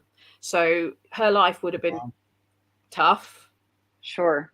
Also, if she was trying to keep 2 brothers in order, she would have been, quite scary, quite dominant. She had a bit hard, right? Yeah. But that was who I'd seen in my mind when I was asking her to sort of just, and whether it's because I mean, this is why now, whenever I go into a building, I always make you say, "Thank you for having me. Thank you for letting me come in." Because if someone walked into my house and just started making themselves at home, I'd be pretty jarred off. I'd start throwing things at them. You know, I'd start being like, "Get out." Yeah. But even when I leave a hotel room, I'll say, "Thank you for looking after me," because I'm just covering my bases here, like, just in case. Right. Yeah, you never know. That's right. I always, when we leave location, I say thank you for if you gave us anything. Even when we shut down on certain like Spirit Box or even Staticom, when we shut down, thank you for any information you gave us, and just thank. You know, you try to be polite. You know? Yeah, of course. I try to deal with them, with energies, whatever you want to call them, the same way I deal with the way I'm talking to living people. Right. The same manners, the same etiquette, the same, because if they are a sentient being, not only are they going to get a sense of humor, which is something I think people forget, because I like cracking jokes. Me too. But they're also going to get manners. And if you say, I mean, even something as trivial as if you've just made yourself a coffee, do you want a coffee? You know, I mean, how do you make it? Right. These are good questions. If they reply, I've never had one reply as yet, but sugar. You just never know. And it's not, I'm not laughing at them or anything like that. I'm just trying to sort of treat them as a sentient being, as if they were flesh and blood right next to me. Yeah, I have things, I don't follow me home or disappear. And if I'm watching TV, I have like a little hallway coming down, and I have like a curtain across it. And I see things come in all the time, or they're peeking out at me. And I say, come in, watch TV with me, sit down. Yep. And sometimes you feel the couch going down, or you feel a pillow being moved behind you. Yeah. But they don't seem to stay long. No. You know, I don't show them that I'm afraid anymore, especially in my own house. I don't show them afraid of anything. You might be scared inside, but I don't show them the fear. No, I mean, we have got a resident we have got a resident spirit in my house that I live in now, even though it's only sort of 1970s. The same couple who bought it off the plan when it was being built, both died here. And she died here sort of 6 months before we moved in. Very, peacefully in her sleep. She was in her 90s. Sounds like she was an amazing lady, because I've spoken to my neighbours about her. But she's still here. Every so often she puts in an appearance. Most commonly we can see her moving around in the kitchen, or she likes to throw things off the surface in the kitchen. I think it's because I don't keep it tidy enough for her, because I think she's quite house proud. we see her husband loved his roses. We see shadow figure sometimes moving around the garden, tending the roses. I've heard her singing in the house, and I know it was her. My dog was about 18 months, and he was in a crate in the living room, because he'd just been out for a walk, and to make him calm down, I used to crate him so he'd relax. Bit of a trick with dogs that never slow down, and German Shepherds never switch off. Anyway, so I'm sat on the sofa pretty much where I am now, and my kitchen is sort of to my right. And I'm sat here, the doors are all shut, windows are shut, and I hear someone go, ha, ha, ha, ha, ha, right in my kitchen. And I'm a bit like, whoa. Is someone broken into my house? That was my first reaction. The dog goes absolutely berserk and is trying to break his way out of the crate. I mean, he is throwing himself at the crate, like full on scary German Shepherd. And I sort of sitting there for a second, what the hell's going on? He's frightened me more than the noise, if I'm honest, because I've never seen him do that. I let him out. He went flying into the kitchen. It's only a tiny kitchen, barking at the kitchen, like really angry, and then pouring at the back door, flew out the back door when I opened it, checking every single bit of the garden. I didn't think anything of it. I thought maybe I imagined it. Anyway, chatting to my neighbours who'd lived here about 20 years, and they sort of found out what I did, and they said, has Stella made an appearance? This being the previous owner. And I said, well, I think she has, but I'm not sure, never quite sure. And I said, did she used to sing to herself a lot? And the wife goes, yeah, always used to hear her going, ha, ha, ha, ha, ha. Oh, wow. Oh, okay. And I hadn't told her what I'd heard. But it doesn't frighten me, because she's just here. She just wants to stay in her old house. Yeah. The kids have seen her as well. They're like, oh, it's just Stella. It's just Stella. When they hear footsteps on the stairs, Stella, we're trying to sleep. And it's that kind of that's what they're. Yeah. I live in a big complex, so I got 5 floors and buildings connecting and stuff. And a lot of people have passed here through the years, and recently, and we have one person down the block, down the second floor. I'm on the 5th floor. Committed suicide. I had a person on the other side. There was a murder. There's different things going. So there's so much activity here that things just follow.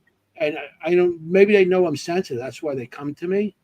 And I drew this. It was weird.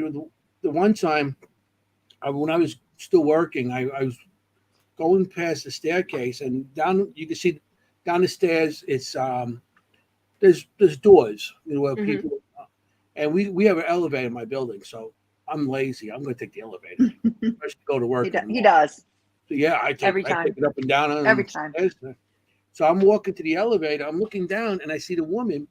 It was like 5 o'clock in the morning, looking out like this, and she was like in her nightgown, just with her door open, looking out. Yeah. When I got home that night, I told my wife. I said, "Yeah, I seen what's her name downstairs looking out this morning, 5 o'clock in the morning. Maybe she has dementia or something. She's just looking out because she died 2 weeks ago." Oh, wow! And so it was like, who knows? Of course, I made a drawing of it, but it was like, wow, This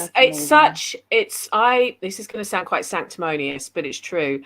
I am so honored when something like that happens to me, that they've chosen me to make them.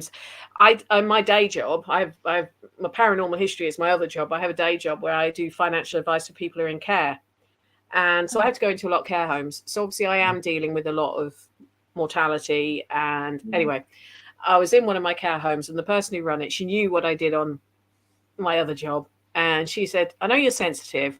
There's one of the corridors in this care home that at night people have seen stuff at the far end. I'm not going to tell you which one it is, but it's like a 100-bed care home. As we walk around, I want you to see if you can find it." And I'm just like, "Oh, I'm not a performing monkey, but okay." Yeah. Anyway, we were standing, and I stood at this one, and this corridor, those when you get the horror stories, or even like The Shining, when the corridor seems to narrow. Oh, sure. Even though it's not, but it looks like it's narrowing, and the end is kind of getting further and further and further away. That kind of. Yeah. I'm stood there in this corridor, and that's how it felt like. And I'm just, I said, "It's there." And she went, "How do you know?" And I went, "Because this corridor is getting longer and longer and narrower and narrower the more I look at it." And she goes, "That is exactly where the little boy gets seen frequently." And what it transpires was this place used to be in the 60s. It was a motel, and there was they used to put mothers with children who were waiting for housing up in it, and there was a big fire, and a mother and her son both died in this fire. And this is true. This is fact. Anyway, but the next weird thing is, as we came down this corridor, she persuaded me to walk down it, and it wasn't narrowing, it wasn't that long, but anyway, I walked past this room, the door's shut, and all I can hear is this gorgeous laugh, this old boy laugh. And I went, "Oh, he sounds happy." And she goes, "What are you talking about?" I said, "Chap in that room, he sounds happy." She went, "He died 2 days ago." Oh.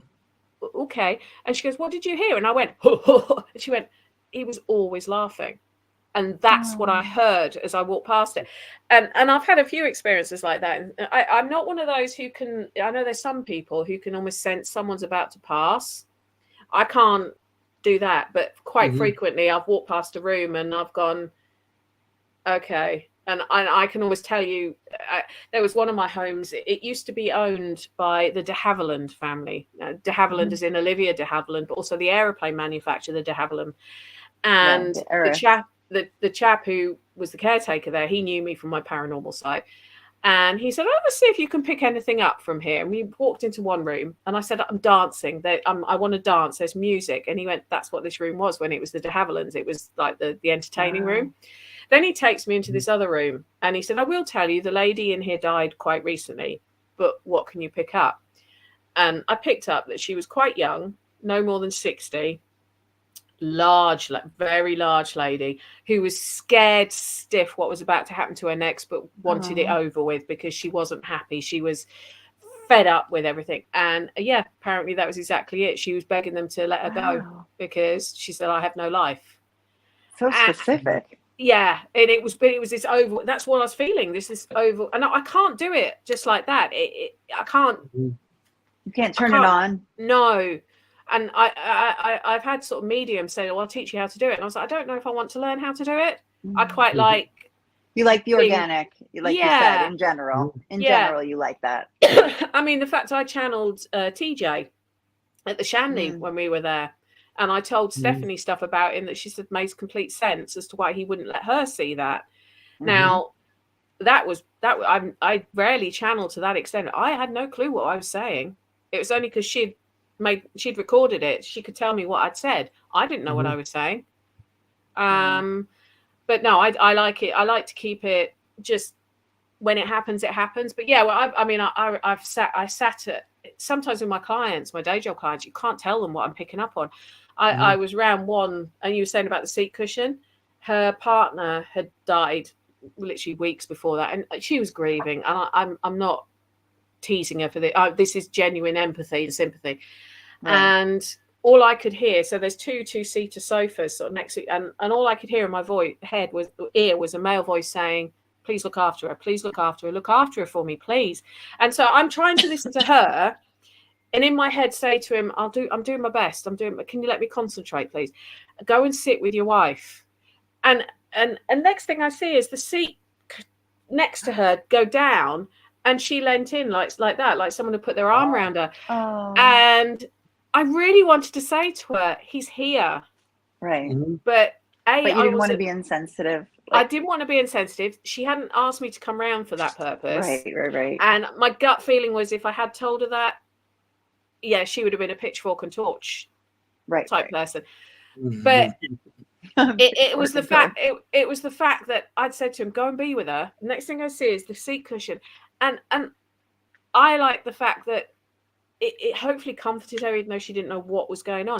I had another client who she'd lost her mum about 6 months, and she'd asked me to go around there to help sort out the inheritance, and I kept doing that. I kept seeing someone's head poke around the door of the living room.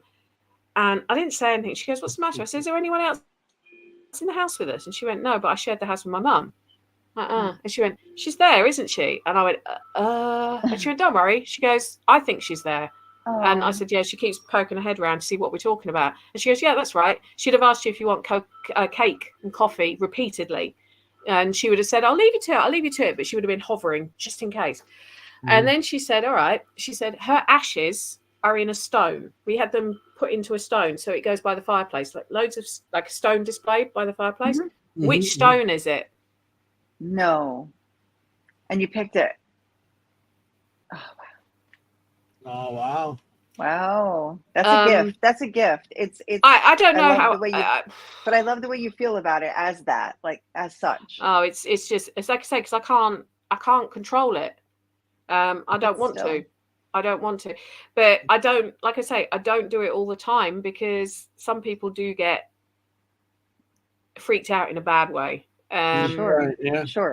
But yeah, some of the stuff I've had happen. Most of the care home owners I know well know that I might pick up on stuff. In fact, sometimes I'll have one say, "Look, we had a really bad death. You may not want to come in for a few weeks," because they worry that I'm going to get affected. I never have. I when I've started to feel bad about stuff, I can normally block it. But yeah. Wow. But you bring up a great point with the elderly woman in your home right now who passed away. I mean, when you just walk into a place and start talking to somebody, that's something to keep in mind. It could be someone's grandmother that you're talking to. It's people who speak roughly and all that. I'm like, if you could see this elderly woman in front of you, you'd be ashamed of how you're speaking to her. You have to keep in mind, it can be someone like that. Well, my other thing I tend to say to people when they say, "I don't know how you do this, it's terrifying, that the ghosts are scary." And what I say to them is, okay, think of it this way. How many people walking down the road, I'm walking down the road now, how many of those people, complete strangers, want to hurt me? How many? And they went, maybe the odd one or two. I mean, exactly. Yeah, so why do you think that every single spirit wants to hurt you? Precisely. Why? Yep. And they're like, "I've never thought of it like." I said, yes, they might be angry, but they might be angry because they feel they're not being listened to. They might be like, with toddlers, right? I mean, you've both raised children. Yes. When the toddler wants to get your attention, they might start going, "Mum, pulling on mummy, mummy." Then they start pulling on you. Then they pull your hand, and then they start punching you to get your attention. Pinching you, correct? Yeah. Same thing. Like, And that's what I say to people. I say, sorry. it's similar to, I can't remember who it was who said, why would they want to talk to you? It's the same. If I know how annoyed I would be if I'd been standing next to my husband going, Wayne.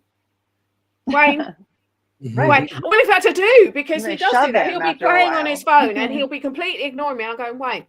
Right. And then I'm like, I kick his leg, Wayne.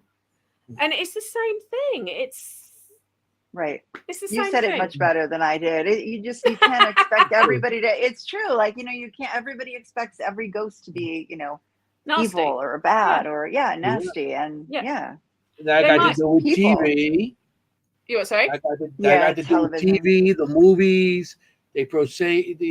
Everything is a demon or something bad. It's out to hurt you. The movies, all spirits are trying to hurt you. It's not true. That's not to say I haven't met a negative energy or two in my time. I have. Okay. Yeah. One of whom it was a fort in Kent, in the south of, and I noticed as we were walking down this tunnel, every person who walked through this every woman was going oof, like someone had just hit them in the solar plexus, right? Oh no. And the men were fine. And I thought, this is odd. It did it to me. I walked past like something had hit me in the solar plexus. And I said to the male guide, I said, is that normal? And he went, what, that women think they've been punched in the chest? And I went, yeah. And he went, yeah.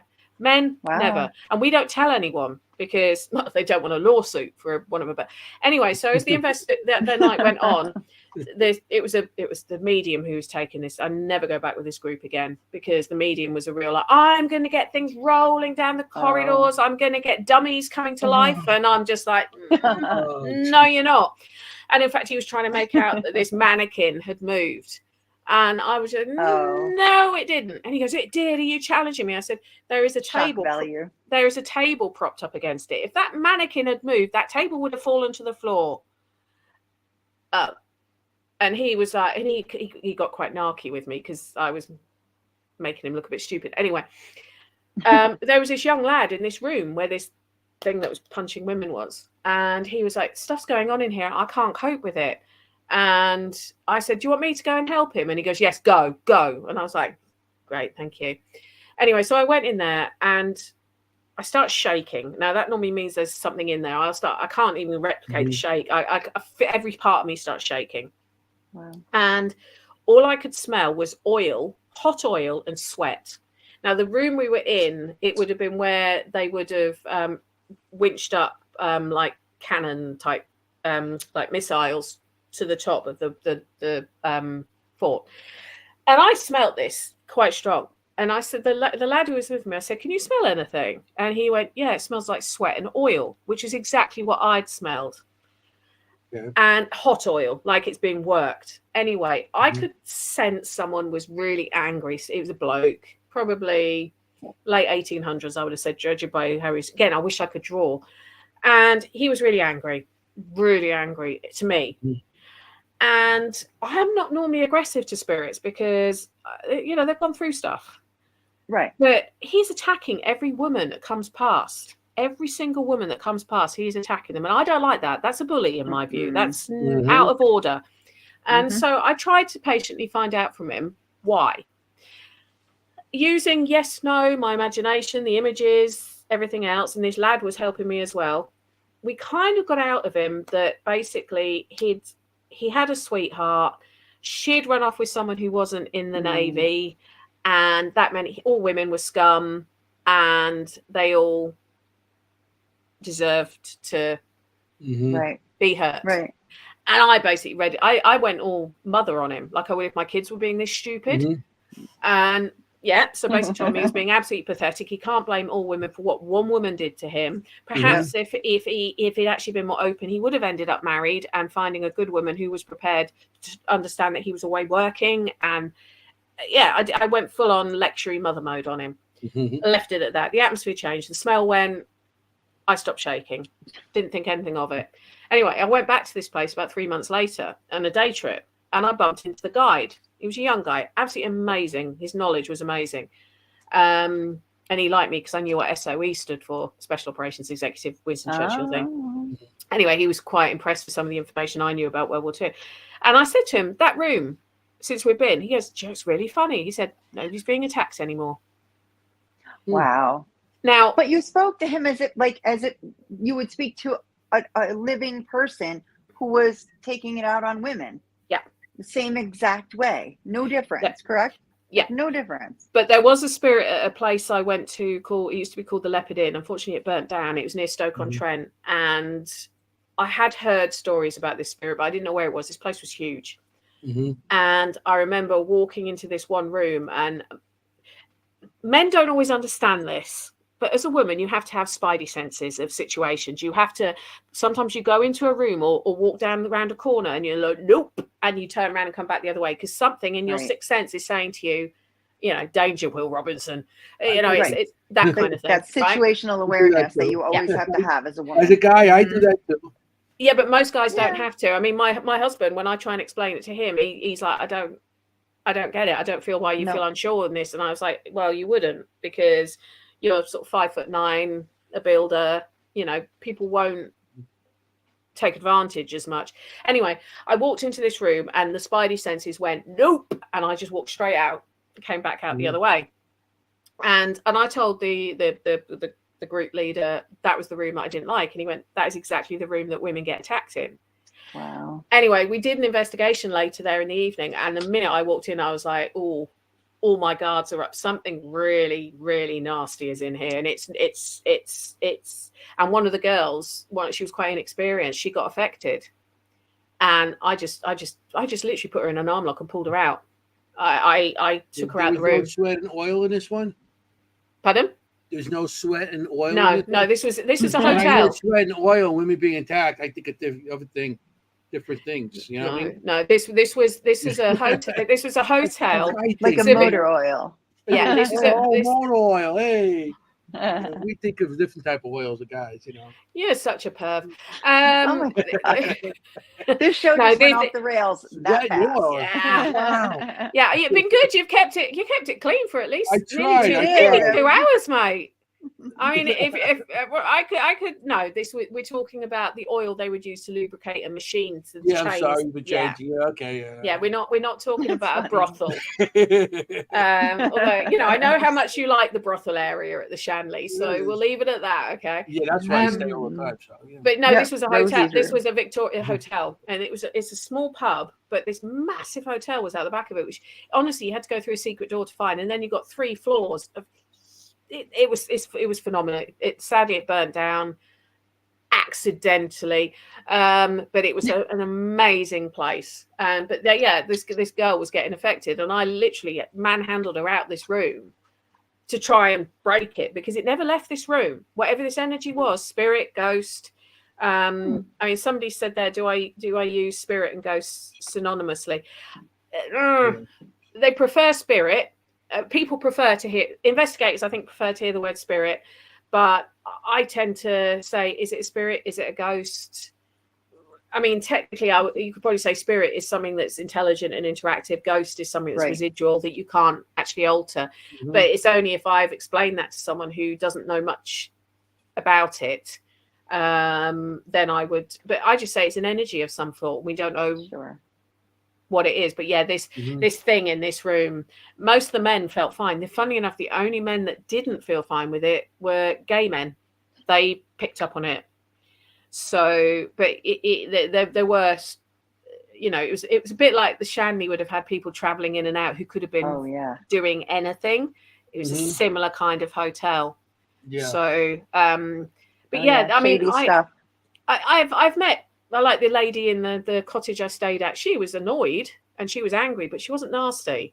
She was angry. There's a big difference. But this one at this Leopard Inn, it was nasty. It was nasty, and they just built in nasty. There was no counselling I could do. It was just evil. I'm not saying it was a demon or anything. I don't think it was. I just think it was a nasty piece of work. He was a nasty piece of work. Nasty in life, nasty in death. Right. Exactly. We encounter that in prisons a lot. Yeah. In hard prisons, yeah, you encounter nasty gentleman spirits. Yeah. But yeah, it's Yeah, I don't know.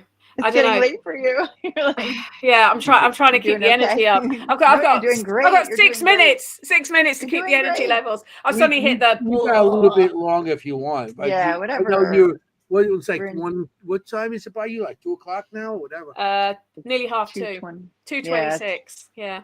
Wow. I'm quite impressed with myself, actually. I kept I am going. impressed with you. Yeah. Yeah. Just don't get any sense out of me tomorrow. But Oh, you have a wedding. yeah. Some spirits do have a potty mouth. Am I allowed to swear on this show? I think you are. Yeah. Yeah. Do. And Right. You Well, know, I'll we describe do. the word. But, I'll I describe mean, the word. Right. At the we Shanley. do. At the Shanley, Stephanie wanted me to see if I could communicate with Adam, the serial killer. Because I'd channeled into TJ as well as I had. She's like, see if you can get Adam on board because you're English and pretty and everything. Her words, not mine. And so I started singing the song, I like big butts and I cannot lie. There's other, and that got him interested, right? But then I started questioning why he killed people. Killed girls, young girls. Was it because he felt so insignificant? Was it because he couldn't actually perform sexually, so therefore he tried and then killed them because he was angry? Right. And he told me to F off and called me a see you next Tuesday. Oh wow. Yeah, we've all heard that. We've all heard the F off. Yeah, no, but he also called me a see you next Tuesday. Oh, nice. Yeah, I got called I heard that the at C the word Red many Mill. times, the F word, you know, and many other. And they call me I a dick. think They call me a dick quite often. Yeah, I did say to him, you've got to go better than I'm English. I'm from Essex. I'm an ex-rugby player. You're going to have to go a bit better than that to upset me because I've heard a lot worse. So, yeah. Do they swear, curse in contemporary or archaic verbiage? That's funny. Both. Depends what era they're from. I don't tend to find 1800s swear so much. I tend to find it's probably about 1920s, 1930s onwards are more likely to swear at me. Yeah, pre that they like whore is their favorite insult I've found when I've been in a place. I'm a whore. And I normally wonder what to they that think when we don't react to that. Like, I normally make a joke. I get called that. I just say, do you want to know what my going rate? I just say, do you want to know what my going rate is? You couldn't afford it. You know, I try and make almost create humor. Right, but you're not phased, and I wonder if they're like, oh. I mean, some of the also we heard harlot quite a few times. Yeah, I've heard that. Harlot. Yeah. You know, and that goes into a certain era too, because it does. Right. You know, harlot. You know, who came more like in the 1900s, and before that, I think it was everything was harlot. Whore would have been Victorian onwards. Yeah, more Victorian. I'm sorry. I actually got the word hussy once. You're a hussy. Yeah. I had to look it up.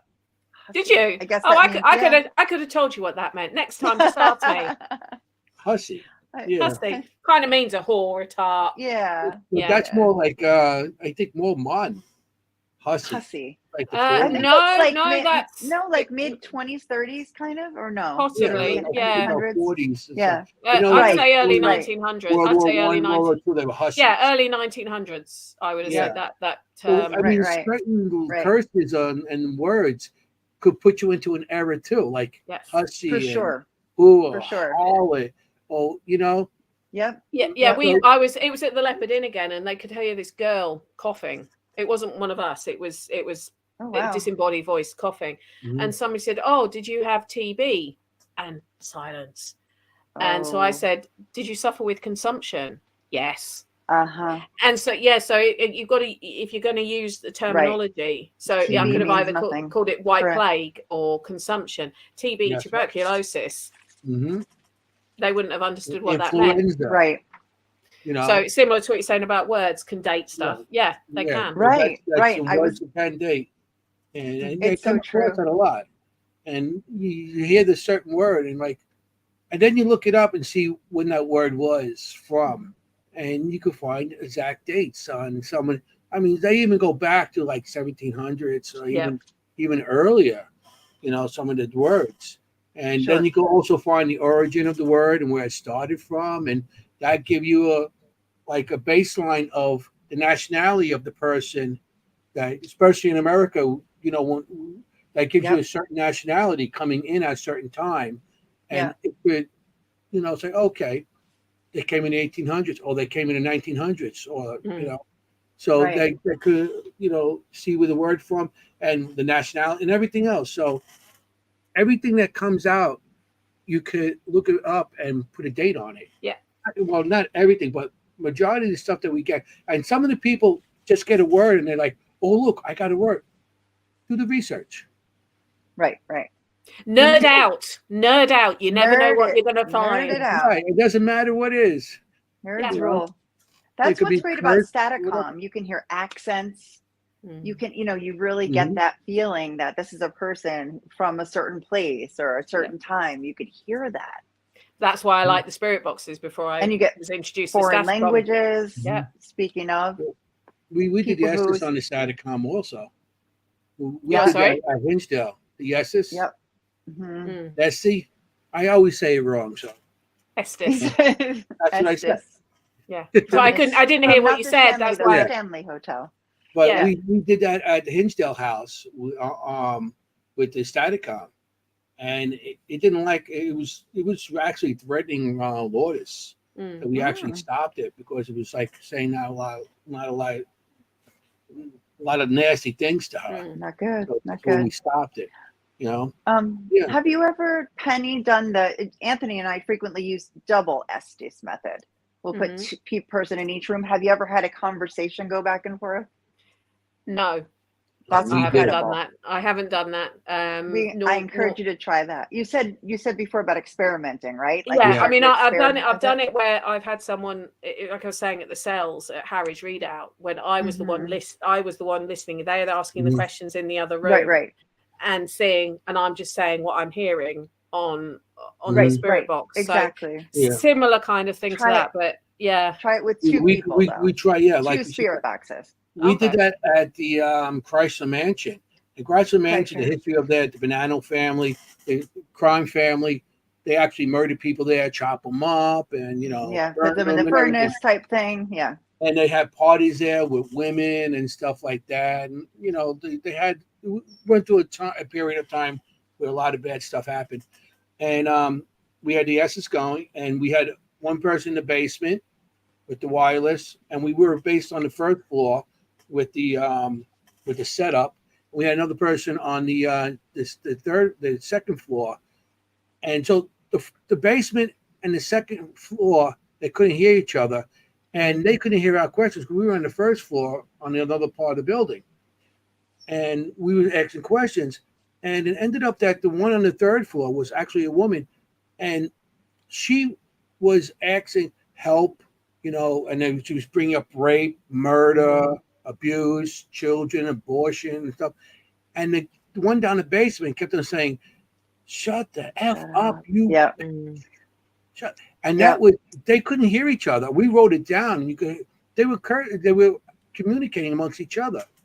And that was crazy. Actually, I have done something similar. I was just thinking when I did Bosworth Hall, which is where the Festival of the Unexplained is taking place in September. If anyone, which we can't forget to talk about. We must talk about that. Yeah, we got to do it soon.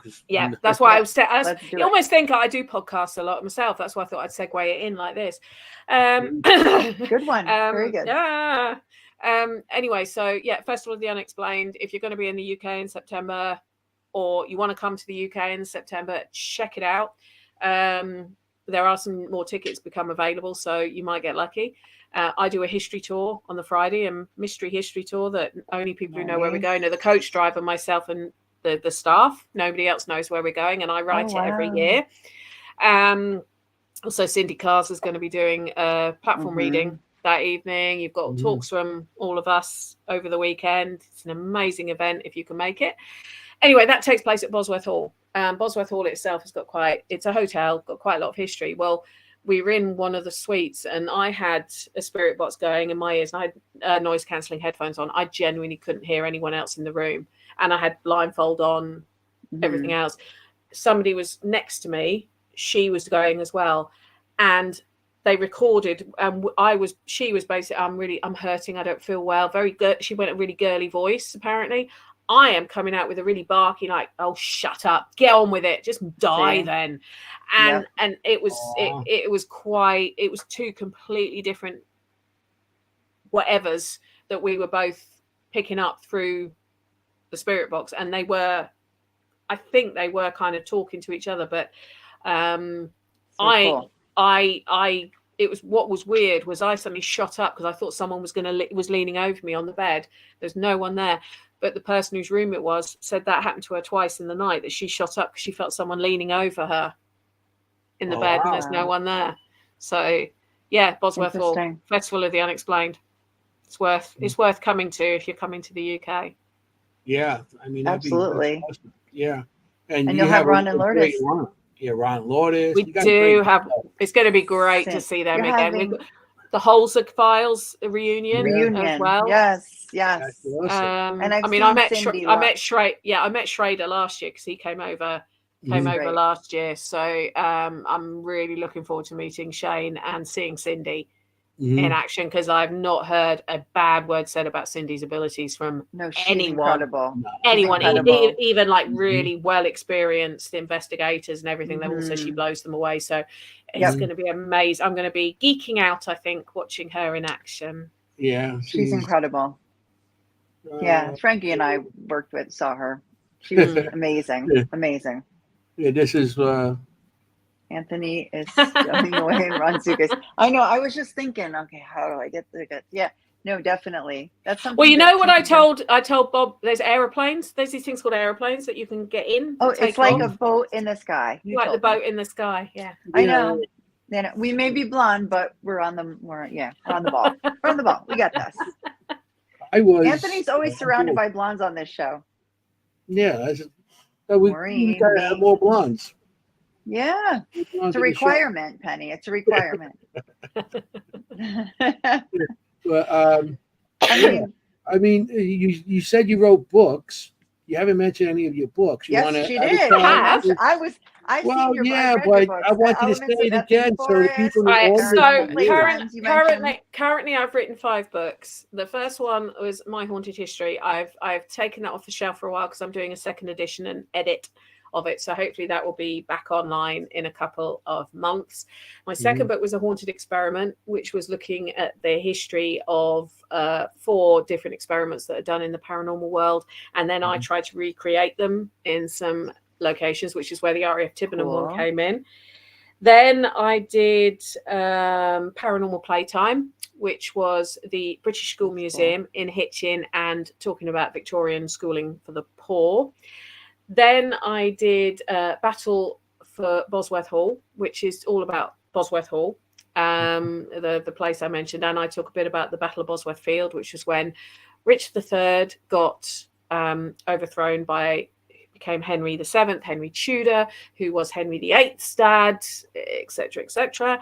And my most recent one that I released last year was called Elements of Epping Forest, which talks all about an area called Epping Forest in Essex, and loads of different places in there. Some of the kind of almost like mini investigations I've done, some of the weird stuff that has happened both during the day and at night. My current book I'm writing it's not an autobiography.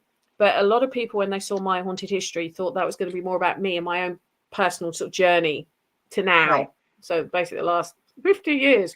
And I thought, well, maybe I should write one. So it's not 50 years worth of my history, but it's different elements that I think people might realize what's made me, and some of the places I've looked at that have just blown my socks off. And that's going to be good in your experiences. I'm looking forward to that. Where can I get your books? Amazon. If you're in the States, probably Amazon is the easiest, or come to one of the Amazon. Come to Amazon. Coffee, tomato. Coffee. I agree. Coffee. AMAZON or ZON if you're going to correct me on that. ZON. Anyway, or if you can order them directly from me if you want a signed copy, but obviously the postage can be a little bit hairy now getting to the States or whatever. or come over to one of the events I'm doing, because you never know when I'm going to pop up in the States. There are a couple of places in the States that have approached me to come over next year. So nice. I can't tell too much right now, but you never know. But yeah, I do quite a few events in the UK. I mean, I've got the Festival of the Unexplained, obviously, in September. Excuse me. I'm doing one that's called for a chap called Neil Packer, who runs somewhere called the Haunted Antiques Paranormal Research Centre. It's called ParaMeet. I'm doing that at the end of this month, and another one for them in October. And I do sort of guesting at a few investigations as well this year that I'll be appearing at. So, but the easiest way is probably Amazon, and then next time I come to the States, plonk them all in front of me if you want them signed. Smart. And when your new book's coming out in the fall? Hopefully, my plan is to have it released ready for the festival in September. Perfect. That's my plan. And then the re-edit of the first book, My Haunted History, which I am planning to put an 11th chapter in, because at the moment it only has 10. I am going to put a new chapter in, which may feature one of the places I visited on my recent trip across the pond. Good. Okay, great. Nice. I heard all about it from Anthony. Yeah, we had a good time. I heard all about it from Ron Lourdes and Anthony. Back and forth with to give you a clue which one it might be, it's not going to be Mifflin, because Mifflin is featuring in another book I'm writing. Okay. So it's going to be the other place. We can deduce. Right? All right. I know you're talking about. Okay. That's a good choice. Good choice. Yeah. We all love it. Yes. Well, hopefully, I'll get to meet you next time you come over. I really love that. Well, if they ask me for next year, if it fits in my diary, I can. I mean, anywhere. That's a good one. To the States, you gotta give us a call. I have a cannoli for you. That's right. Yeah, so I don't know. I'm in talks to come over again next year to do at least one ParaCon, possibly. Gotta do it on the East Coast. At the end of the day, I have kids. I have a husband. Right. You have a job. Everything. I have a day job as well. Yes. What's that? Yeah. You have a job. I love my family in Italian. You have a life. Yeah. My youngest son is additional needs, so I have to be quite. He didn't cope well with me being in the States for 9 days at all. So I do have to obviously bear that sort of thing. I have a son. I have my oldest son. He's autistic. Well, we had that conversation, didn't we? We had that conversation at the diner about it, but so you have to bear these things in mind. As much as I would love to come over and spend more time, and I have to kind of balance everything. So, but you never know. You never know when I'm going to pop up next. I love that. Okay, you're gonna be ringing my bell soon. You never know. You never know. It's like I need cannoli and a coffee. Yeah, cannoli and coffee. Yeah, that's nice, Todd and Carmela. It was a pleasure meeting you at White Hill. It was absolutely lovely. It was and we had a good time. Wonderful people. people. I really enjoyed White Hill. I mean, Kyle's tour of the mansion was phenomenal, and I haven't asked him yet, so I don't know if someone will tell. I actually am going to ask him to come on Haunted Histories to talk about the history of the place, because his knowledge was awesome. It was it was about history, that place. Wow, you could write a book about that. Probably. All right, I think we're coming to the ending. We've got somebody comes on after us, so we have to hate to say goodnight. But it's been lovely speaking to you all. It's been so nice to meet you. If you want to stay on after we go off, we could talk a couple minutes. Yeah. Sure. If you're still awake. Well, these are my eyes. I haven't just painted them on my eyelids to make it look awake. So I took the paint on the end of your glasses. Well, to keep them open. Like, look, she's wide awake. So, I picked the best episode to fill in for Maureen. I'm so happy, thank you, Jenny. I'm so pleased. Yeah. It was great. We had a great time, and we're going to definitely have you back.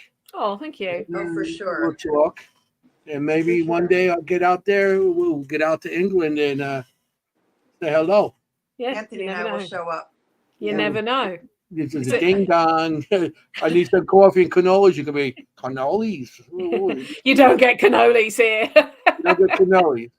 I've never seen a cannoli, but apparently you must do somewhere. But no, Yeah, our No, favorite I've never Italian. seen one. Our favorite Italian food here is pizza. I love a pizza. Well, Now you're pizza, making us hungry. Yeah, I'm always hungry. So We always I'm going end to up talking say about food. good night. This is another edition of Dimensions of the Supernatural. Maureen will be back next week. This week she was with her husband. He had his birthday. His name is Todd. Happy birthday, Todd. Yes. Mr. Happy birthday, Todd. Thanks for And having a birthday so I could be here. thank you, Jenny, for filling in tonight. We had a great time with you. Pleasure. You know, and it's always great to have you. I mean, when I have the two of you talking, I feel like I feel so stupid over here. Like, hey, these two smart women, and I'm over here like, duh. Speak with you. You know, so it's so great that you guys got along so well. Yeah, So, well, definitely. We have to do it in person. You guys say good night. I got to say my tagline. Yes. Okay. We're gonna so what I usually tell everybody, Penny, is you got to be safe out there. You want to look for ghosts. You don't want to be a ghost. Okay, and then we're gonna put this on. Hey, how you doing?